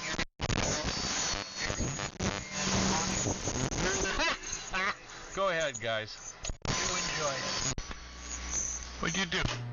I'm back from the dummy load, and the problem happened there too, so it's not an antenna issue. W2BTK. Is he operating on 68 lower sideband? Was that where he was? He doesn't understand crappy radios. I don't know. I thought he came on here. He started out pretty nice, and then it all went to crap. But I think he said he was on. there were stations, not everyone, but a few, one or two were as wide down past 3868. I don't think he said specifically what state, what frequency he was on. He was just asking us to narrow up. That was all. So what he said is he was Brent on, needs a he wide was on a web sign. perfect AM when he was talking to us. I'm wondering, was he on in an AM QSO, and where was he? Oh, I don't know. I don't know if he was in an AM QSO or not. I'm guessing he was in a sideband QSO, because you were, somebody was taking out pretty strong sideband signals. So I'm guessing he was in a sideband QSO and came over to AM to talk to us. That's pretty moot anyway. Hey, Keith, good to hear you. You got the 833s on tonight? It's acting squirrely. Ah, man, bummer. Yeah, I haven't. I got a lot done today. Had fun, and Kerry's in here. Ken, Frank, Clark, BCG Clark, and man, it's been a long time. Great to hear you. Wonder what kind of pan adapter he's using, because I don't know. I'm watching your signal on my pan adapter, and it looks fine. Let me ask a question here. Now, do you have any attenuation in line with your receiver? Can you rule out by any shadow of a doubt that what you're hearing is not a product of your receiver being overloaded? That would be a good test, and that's what I always do before I ever get on the air and tell somebody that they're splashing out somewhere. I will throw at least 15 to 20 dB in line with the receiver, take note of the signal. If the stuff is still there, it's pretty safe to say it's being transmitted, but I would say, some percentage of the time, I'll throw that attenuation in there, and they're clean as a whistle. It's my receiver. So, have you done any of that sort of thing to rule out, without any shadow of a doubt, that it's not your receiver? This is W2BTK. Yeah, is your... This happened, he left a while ago. Is your noise blanker on? He already been and gone. Shows you how much attention I'm paying to the Q, so I better get out of here, guys. I'll catch you later. W2BTK. On to something else. I will say, I have 30 dB of attenuation in line, and some of the energy is getting, down to 3860, but it's not super crazy. But maybe he... Guys, I'm absolutely bored to death of this. Talking to all these guys. So, you let me know. You want me to leave the receiver rolling, and you can just listen? I might just, end the stream or send you off to somewhere else.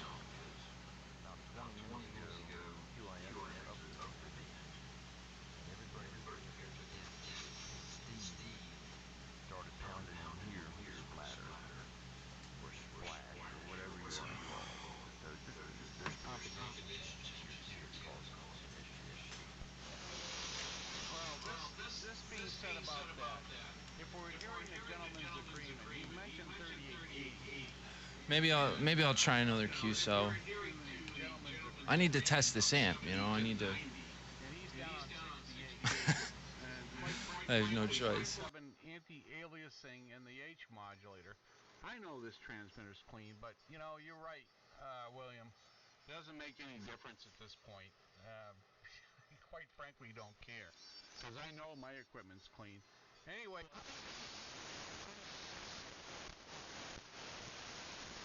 Good evening. WA1ACK. Hold on here. Do-do-do-do.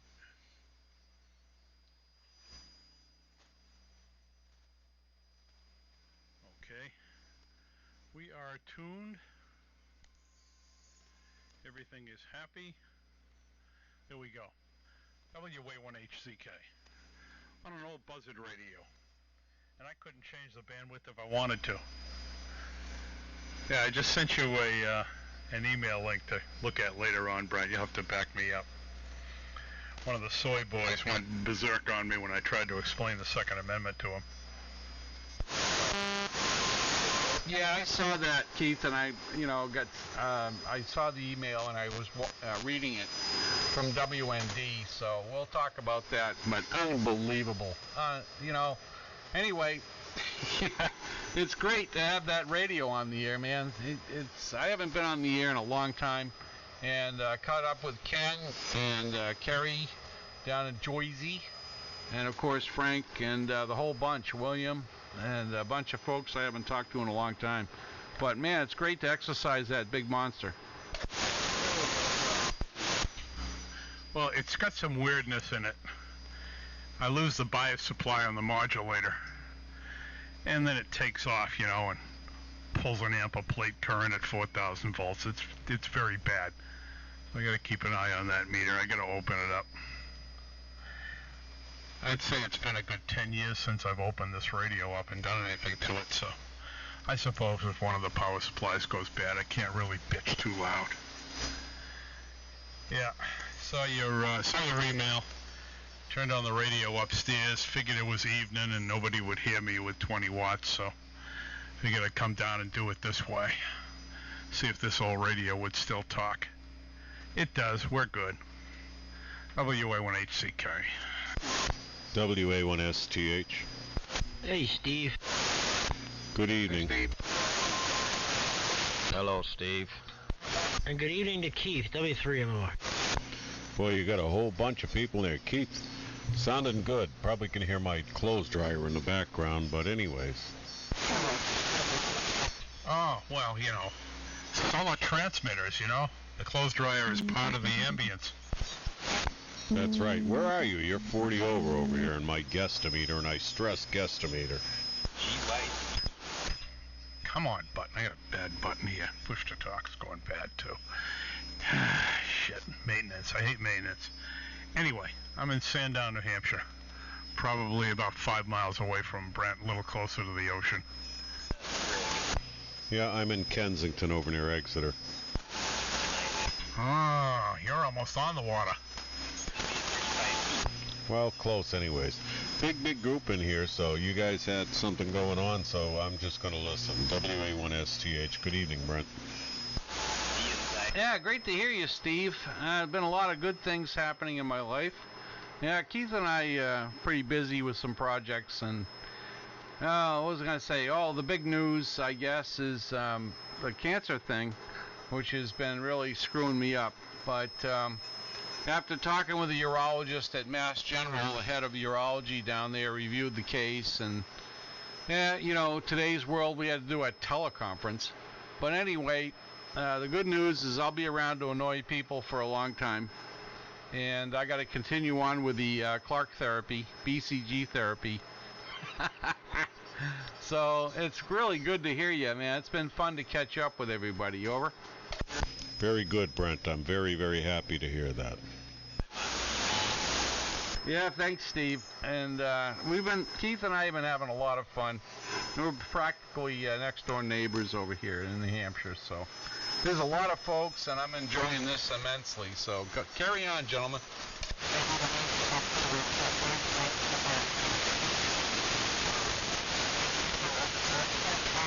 Or not. Shh, quiet. It's a whisper now. Everybody. Big rabbits. Be very, very quiet. Geez, Keith, you're very loud over here. I wonder why. Only 40 over on the back of the array. Yeah.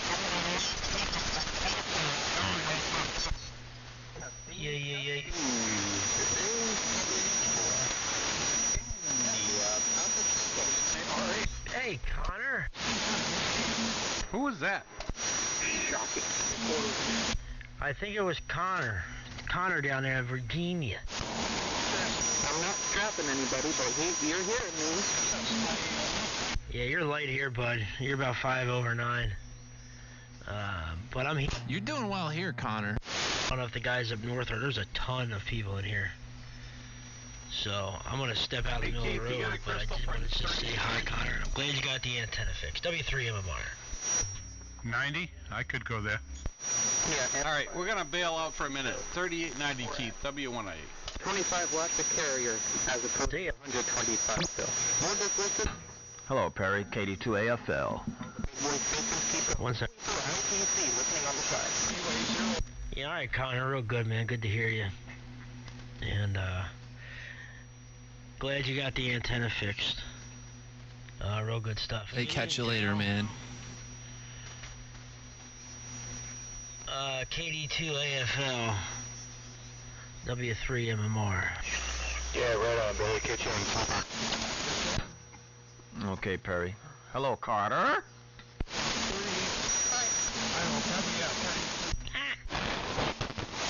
Connor's doing well over here, actually. Yeah, you sound good. Hello, Billy. You guys are all strong to me tonight. Propagation is favorable. Hey, Daryl. Hey there. Yeah, well, everybody's strapping down here. Yeah, Perry, hooked Connor up with that antenna. Hey, Daryl, where's your other brother, Daryl? Without the amplifier on. My other brother Daryl is, with the other brother Daryl. You probably heard that a million times, right? Steve, Connor's transmitting right now. Sorry.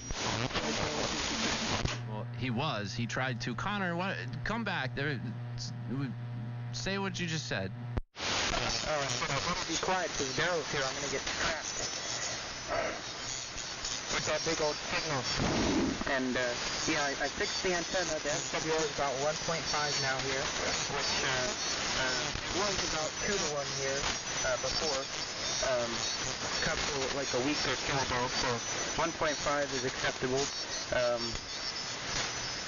Yeah, I still need to get new coax for it, but this is acceptable now.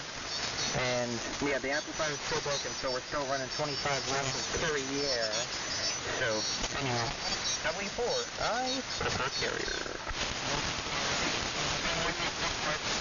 Yeah, all right, Connor.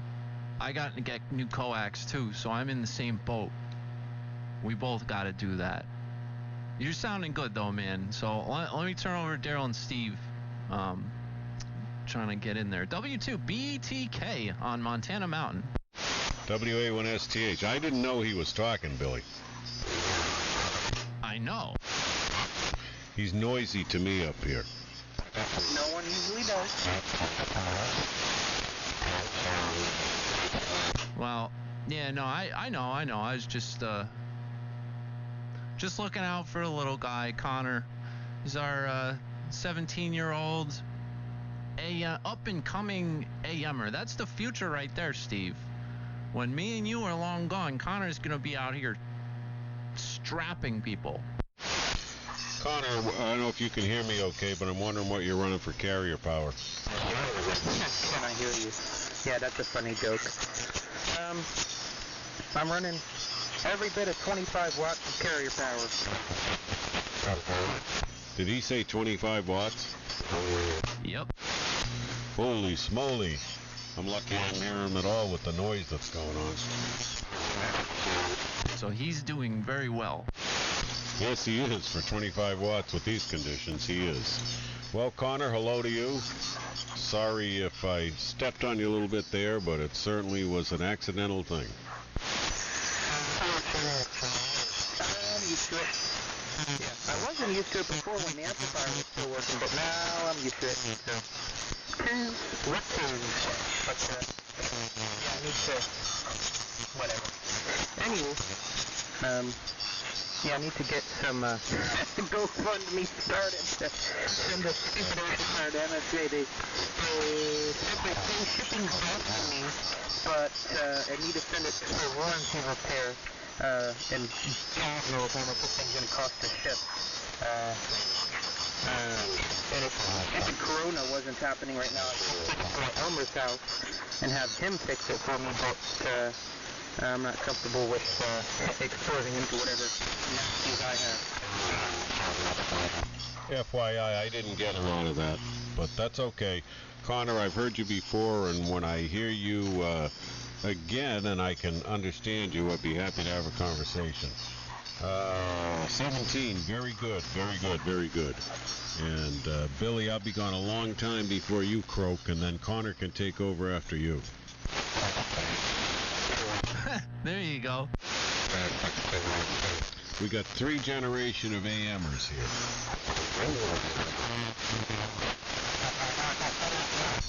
That's right, man. AM, a diverse community. And Connor found 75 meter AM without having to go through CB. So he's at like a major advantage there. Me and Perry, we came up through the school of hard knocks. Connor is like an accomplished contester, and like he knows how to use a radio really, really well.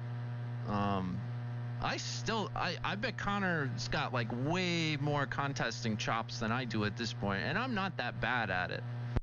Well, I'm not a contester at all, so you're both way ahead of me. And yeah, I was doing CB in the 60s, so you could say I came through that funnel also. Yeah, well, my problem is that, yeah, I'm a crazy contester, winning all these contests, just won another one the other day. Problem is I'm an operator. Yeah, but anyway, I guess that's why I'm here. But yeah, I'm listening. I used to talk on side and 80 meters, but now I really only come and speak on AM now on 80 meters. Group I used to be on and just say hello and goodbye. AM is a lot more fun to talk on. W4, I prefer carry. Well, Connor, you're now talking to the most intelligent people on amateur radio. What? Yeah. I don't think Steve was talking about AMers there. Yeah, I came up through the school of 11 meters, but I was also very lucky to have my father, who was an accomplished AM operator for quite some time already. You know what I mean? So I was kind of a shoo-in. I'd say it was a little easier for me to make friends on here than a lot of people, you know. So, Connor, my hat's off to you, man. And what contest did you just win again? What other contest did you just win? Oh shoot, what was it? It was... So many, you can't remember them. I can't find it in my phone. It was something CW. I forget what it was. It was CW jumping over the weekend. Oh God. Of course it has to be a CW contest too. The kid's 17 years old. Hey, I'm going to run out of here. You guys have a good night. WA1STH.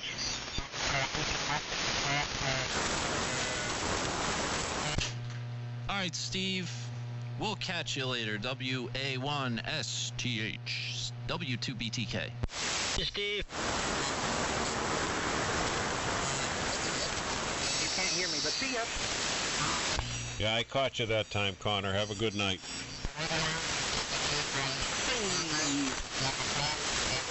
You guys hearing that little, it's like some semi-wideband noise, not wideband, it's like narrow noise there just below us, like maybe, I don't know, a few KC down?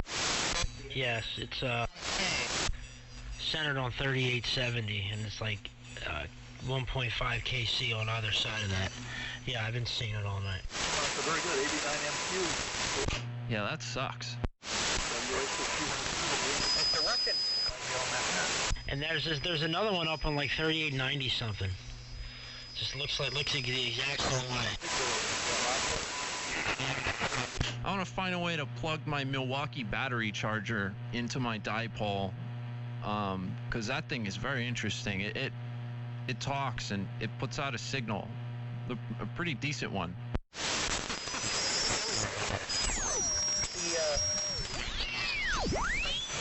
As an SDR or something, while you got your girl? Oh my lord. Yeah, one of my neighbors when they're using their battery-powered weed whacker.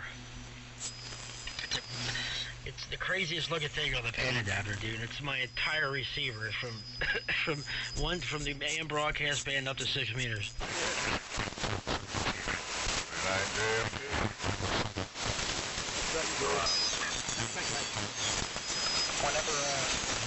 Whenever my truck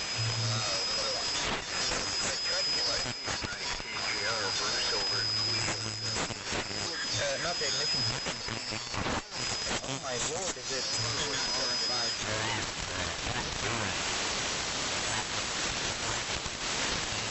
I had put them I had an old Jeep, like a 93 Wrangler, and I had a 11 meter rig in that truck, a mobile. It was like a Union Bearcat 980 is what it was.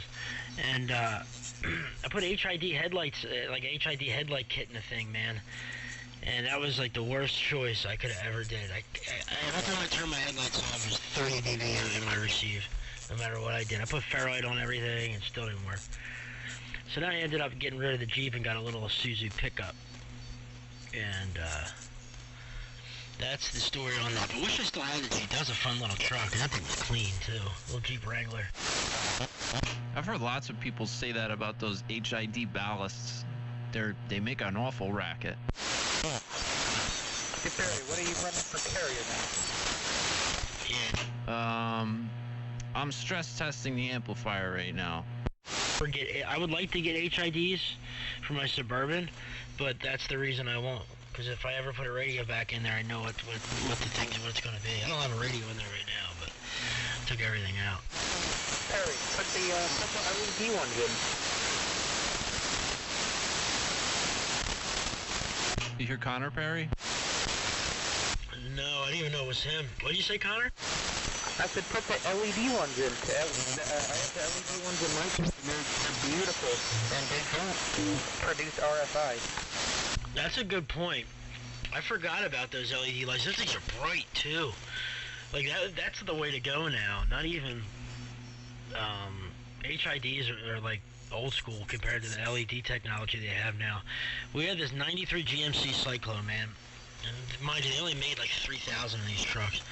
And one came into work and he had these aftermarket LED headlights. And those things were so bright. I mean, they were like on a whole nother level bright.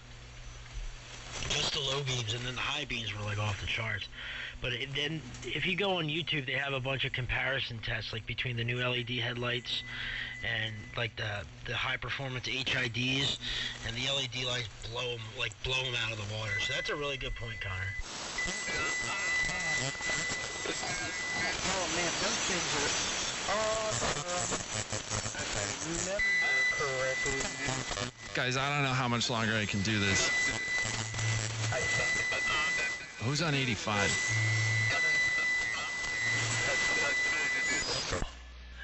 Testing out the contactor anyway.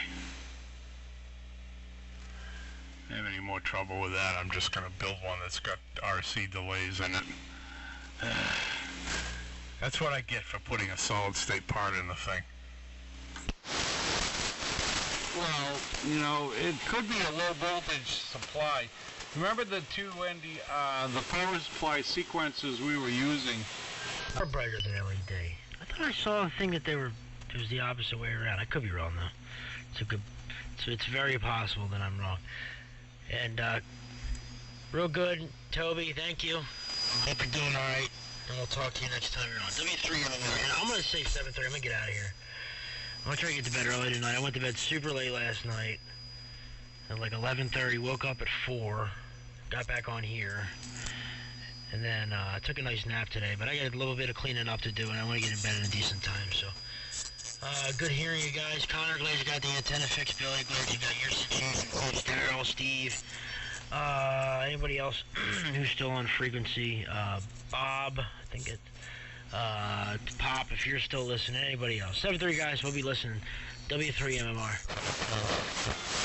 Yeah, I'm gonna crap out for the night too. I worked on the amp all day, came out here. I've been stress testing it tonight, and it's holding together. Not doing anything too weird. and I'll call that success. So, I'll catch y'all later. Connor, you're doing great. Barry, everyone else out here, yeah. See you later. W2BTK. Alrighty. So, you're stress testing the amplifier. I guess maybe you ran some tuning errors. So you're stress testing it. So I'm guessing that means you're running 200 watts of carrier. Anyway, I guess I'll get out of here too, since you're the only person that can overhear me. So, W4ICC73, correct. Well, that's an incorrect statement, but hello, Connor. Goodbye, Connor. Oh. Hello, Hey, hang up your phone. Hey, Brian, what do you got right now on Signal real quick before I go? Hello, hello. I haven't done this before. Sorry, Clark. That's kind of funny. Alright, never mind. See ya. I butt dialed Clark, and he was listening in for like 2.5 minutes. That's really funny. Alright, I'll see you guys. I'll be back to, have to deal with something. I'm making a contact with a couple of new friends, so I'll be back. I got to join a phone call. W4ICC. I feel like Did you hear me, Brian? I do, but stop and think about what you're asking me to do for you, and how long it would take you to do what you asked me to do if you were me. Alright. Well, I'm just looking for relative. Clark, what about you? What's the difference? Is there any difference? My apologies. I was trying to deal with a butt dial from Perry, so I missed what you're trying to do. Oh, just like relative signal strength. Is there any difference right now? Well, I don't know what the band's doing, but I'm stress testing right now. All right, so I see how you're coming in now. What are we comparing it to? Every other night. You're coming in great. The same?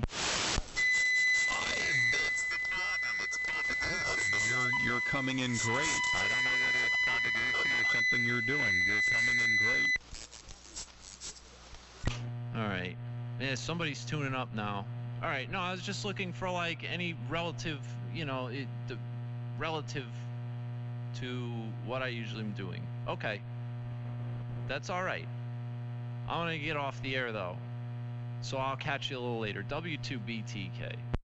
Billy, you're stronger here than what you normally are.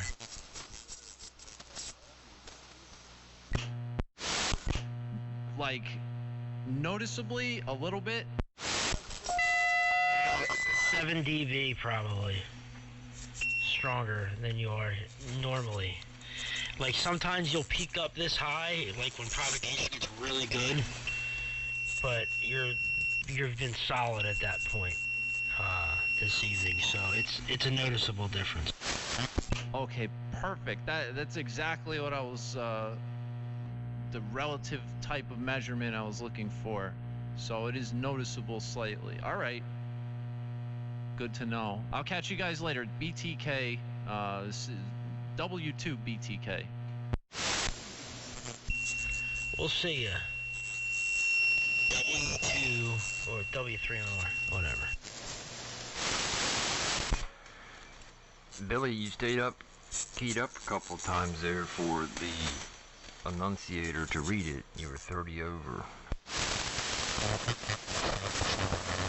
Gotcha. But, I mean, you don't watch that thing regularly, so I was just, you know, because you guys are used to me and what my signal and everything, you would know, and you're used to looking at your estimator, but except for you, Brian.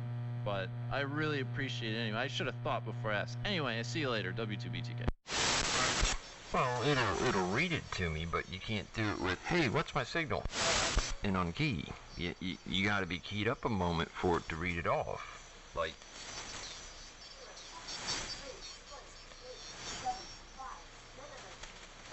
oh my god, I have a 0S signal. I put the second tube in today. Can you imagine having a female voice that says everything you want her to say? I guess it's just not realistic. I want one of those things. Well, I have a QSO timer on here that I set for if, like, I'm talking longer than 3 minutes. And it tells me, shut up, stupid, and I recorded it, so it's me telling myself to shut up because I'm stupid. Send that to Timtron as a gift. Alright, folks. It's been a long day for me. Long day of ham radio, so I'm going to get out of here and relax. There's several streams of this available online. If you don't have access to ham radio and you want to keep listening to these guys, they're easy to find. If you haven't followed the page and you like it, consider giving me a follow. I'm going to try to do more tech stuff, like I was working on the amp all day. More stuff like that on the channel, so we'll be experimenting. And thank you guys so much for hanging out with me. It's a lot of fun. I love it when I sit down and I get to chat with you guys when things are slow. Hey, get out of there. No, nope, nope. Shit. Oh my God. Why does it feel like Saturday? The cat's behind the amp. The high voltage was on. Anyway, never a dull moment. I'll catch you guys later. I really appreciate it, and we'll be doing more ham radio, tomorrow. See you then.